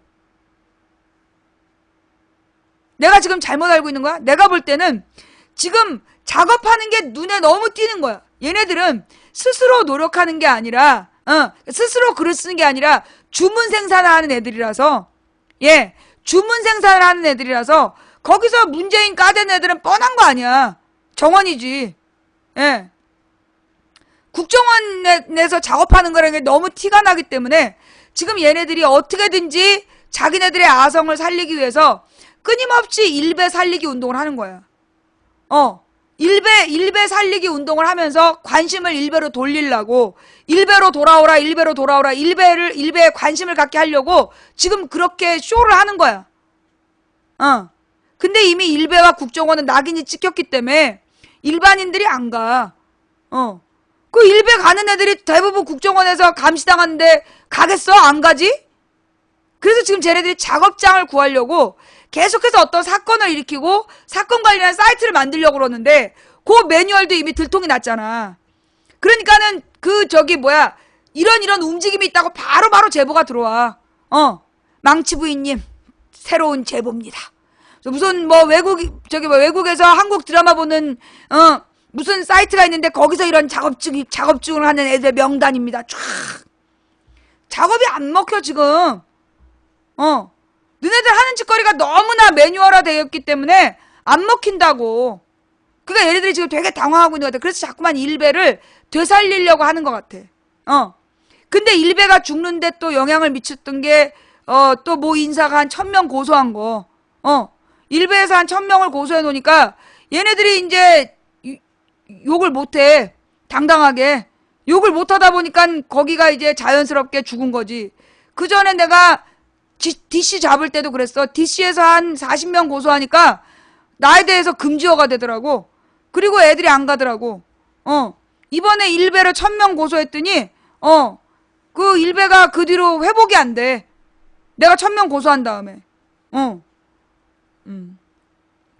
지금도 우리 변호사님은 날마다 일베를 즐거운 마음으로 들어가시고 이번에 여러분 참 비보를 전해요. 우리 변호사님이 우리 신고 게시판을 발견했잖아. 그리고 우리 신고 게시판을 원래 이제 그 신고 게시판에 올라와서 6개월 이내 것만 형사 고소가 돼요. 근데 우리 변호사님이 6개월 이전 된 걸 재작년까지 뒤지셨다는 거야. 그래서 내가 그거 형사고소 안 되잖아요. 내가 말렸어. 뭐라는 줄 알아? 아닙니다. 민사는 가능합니다. 그래가지고 지금 재작년 것까지 우리 그 신고 게시판에 올라온 글들 중에 아주 그 나쁜 말, 그러니까 뭐 아주 성적으로 나쁜 말을 썼거나 이런 애들을 민사를 또 150명을 들어간대. 그 내가 그 저기 반성문 올린 애들은 봐주실 수 없나 했더니 그거 반성하는 거 그거 진짜가 아닙니다. 검사들이 반성문을 올리라고 종용하는 거라서 하는 거기 때문에 절대 거기에 흔들리시면 안 됩니다. 어떡하냐 너네. 어쩌려고 그랬어. 일베 뭐 그 아프리카 DC 돌아다니시면서 우리 요즘에 변호사님 너무 바빠. 자주간 저기 뭐야 강남역 구의역 남양주 요건 우리 내일 다시 합시다. 그러면서 이제 얘네들이 오늘 덮고 싶은 우간다 만행이 이제 들통이 나니까 그 또 토막살인범 또 썼어. 토막살인범이 성관계 대가를 주지 않아서 토막살했다. 아주 그냥 종박 언론들이 대대적으로 보도하고 있더만. 근데 안 먹히는 것 같아. 내가 아까 제목을 썼는데 아무도 반응이 없더라고. 안 먹히는 것 같아. 아니 그러니까 그게 한 재작년 11월까지를 확인해가지고요. 거기서 아주 극심한 악플에 대해서는 민사 들어간대. 나는 그 대상이 누군지도 몰라. 어떡하냐 너네. 큰일 났다 이제. 예. 자 오늘 나 오늘도 왜 이렇게 방송이 늦었지? 내가 오늘 쓸데없는 얘기 많이 했나? 오늘 내가 쓸데없는 얘기 많이 했어요? 아니 언제 시간이 이렇게 지나갔지? 내가 아까 틀림없이 4시 반 봤는데 언제 6시야? 예. 죄송해요. 방송이 너무 길었죠? 대단히 죄송합니다. 자 오늘 방송 어떻게 보셨어요? 예. 오늘 방송 어떻게 보셨습니까? 방송 재밌게 보셨나요? 예. 재밌게 보셨다라면 추천 부탁드릴게요. 오늘도 내가 그 깜빡 잊고 그걸 못했네. 나한테 그것 좀 하라 그래. 불탄 텐미닛 사람 많을 때 자꾸만 불탄 텐미닛을 까먹어가지고 추천수가 모자라. 아까도 지금 한 3,700 봤는데 추천은 지금 3,000명이야 700~800명이 오늘 밤에 또 빤스를 빨 거 아니야. 이거 큰일 났네. 자 오늘 추천해주신 3,065분께 감사를 드리고 오늘 추천 안하고 도망가신 850분은 오늘 밤에 녹색 설사로 얼룩진 빤스를 빨면서 내일은 추천해야 되겠구나 라고 진심으로 반성하시는 오늘이 되시길 바랍니다. 오늘 후원해주신 한 분 한 분 진심으로 감사를 드립니다. 우리 방에서 이모티콘 2개부터 강태라고 몇 번을 말해. 자 오늘 방송 재밌게 보셨다라면 추천 부탁드리고 후원해주신 분 한 분 한 분 진심으로 감사를 드립니다. 그 왜 이름도 안 불러주냐? 죄송합니다. 예, 후원하셨는데도 한 분 한 분 이름 불러드리지 못한 점 대단히 죄송하고, 후원하지 못한 분들이 저한테 미안하다고 하실까봐 그래서 제가 후원하신 분들 한 분 한 분 불러드리지 않습니다. 오늘 아침에 조금 이상한 일이 있었는데요. 외국에 계신 분이 후원을 못한다는 얘기는 회원 가입이 안 돼서예요. 근데 어떤 분이 막 팬 딱지 뭐 서포터 딱지 다 달고서는 해외라서 후원 못한다고. 그거 거짓말이야. 그거는 내가 마치 후원을 무슨 하라고 강요라도 한 것처럼 그런 말에서 영구 블랙이야. 절대 안 풀어줄 거야. 예. 저는 후원한다고 특별히 대우해드리는 거 없어요. 예. 그리고 후원 안 했다고 차별하는 거 없고, 물론 여러분들의 후원 덕분에 제가 당당하게 방송하고 있지만 저는 후원자와 비후원자를 차별하지 않습니다. 왜? 생방송을 처음부터 끝까지 지켜주시는 거, 그것이 가장 큰 후원이기 때문에 저는 그것만으로도 감사합니다. 예, 그 밖에 더 큰 후원을 해주신 분들께도, 예, 뭐 이렇게 힘을 내서 이 유료 후원을 해주신 분들께도 진심으로 감사를 드립니다.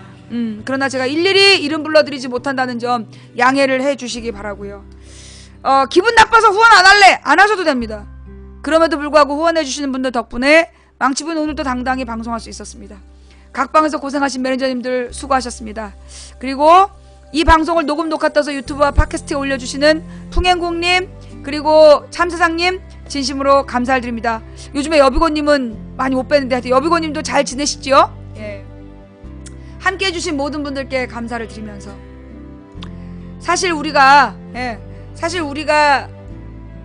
총선이 끝났기 때문에 저는 우리 방송의 시청률도 많이 떨어지고 우리 국민들의 관심사도 많이 떨어질 줄 알았는데, 예, 이게 대선이 다가오다 보니까 국민들의 관심사는, 예, 안 꺼지는 것 같아요. 정말 대단한 나라예요. 예, 정말 대단한. 대낮에 이 거실에서 방송하는 무릎팍 나온 추리닝 입고 방송하는 아줌마 방송을 수천 명이 동시 시청을 하고 수만 명이 하루에 그걸 보고 가고 유튜브에서 또 몇만 명이 보고 팟캐스트에서 또 몇만 명이 듣고, 정말 대단한 대한민국이에요. 이렇게 애국하는 국민들이 살아있는 한 대한민국의 미래는 밝을 수밖에 없다고 생각합니다. 상식이 통하는 합리적인 민주사회에서 가난해도 행복한 서민이 되고 싶다는 꿈을 꾼 망치부인입니다. 너의 꿈이 너무나 터무니없어. 그게 되겠니? 라고 얘기하신다라면 제가 해드리고 싶은 말씀은, 된다고 믿든 안 된다고 믿든 당신의 믿음대로 될 겁니다. 누군가 간절히 소망하면 온 우주가 그의 소망을 위해 움직이기 시작한다고 했습니다. 한 사람이 꾸는 꿈은 꿈일 뿐이지만 백인이 꾸고 만인이 꾸면 현실이 된다고 했습니다. 우리가 가는 길은 갈만한 길이라서 가는 게 아니라 가야 할 길이라서 간다. 가다가 길이 보이지 않으면 길을 만들면서 가고 빛이 보이지 않으면 빛이 되어 가자. 인간의 가치는 그가 품고 있는 희망의 질량에 비례하니까 우리는 무조건 포기하지 않으면 된다. 이길 수 없는 싸움에서, 결코 이길 수 없는 싸움에서 지지 않는 단 하나의 방법은 싸움을 끝내지 않는 거다. 누군가 포기했기 때문에 우리의 오늘의 이 비참함이 만들어졌다. 오늘 우리가 포기하지 않으면 반드시 내일의 우리는 바뀔 것이다. 내일 우리의 역사는 우리가 반드시 다른 역사를 써나가게 될 것이다. 포기하지 맙시다. 그리고 내일 낮 2시에 다시 만납시다. 감사합니다. 도봉구 창동사는 불량주부 망치부인이 보내드린 시사수다방, 예, 시청해주신 모든 분들께 감사드리면서 내일 낮 2시에 만나요.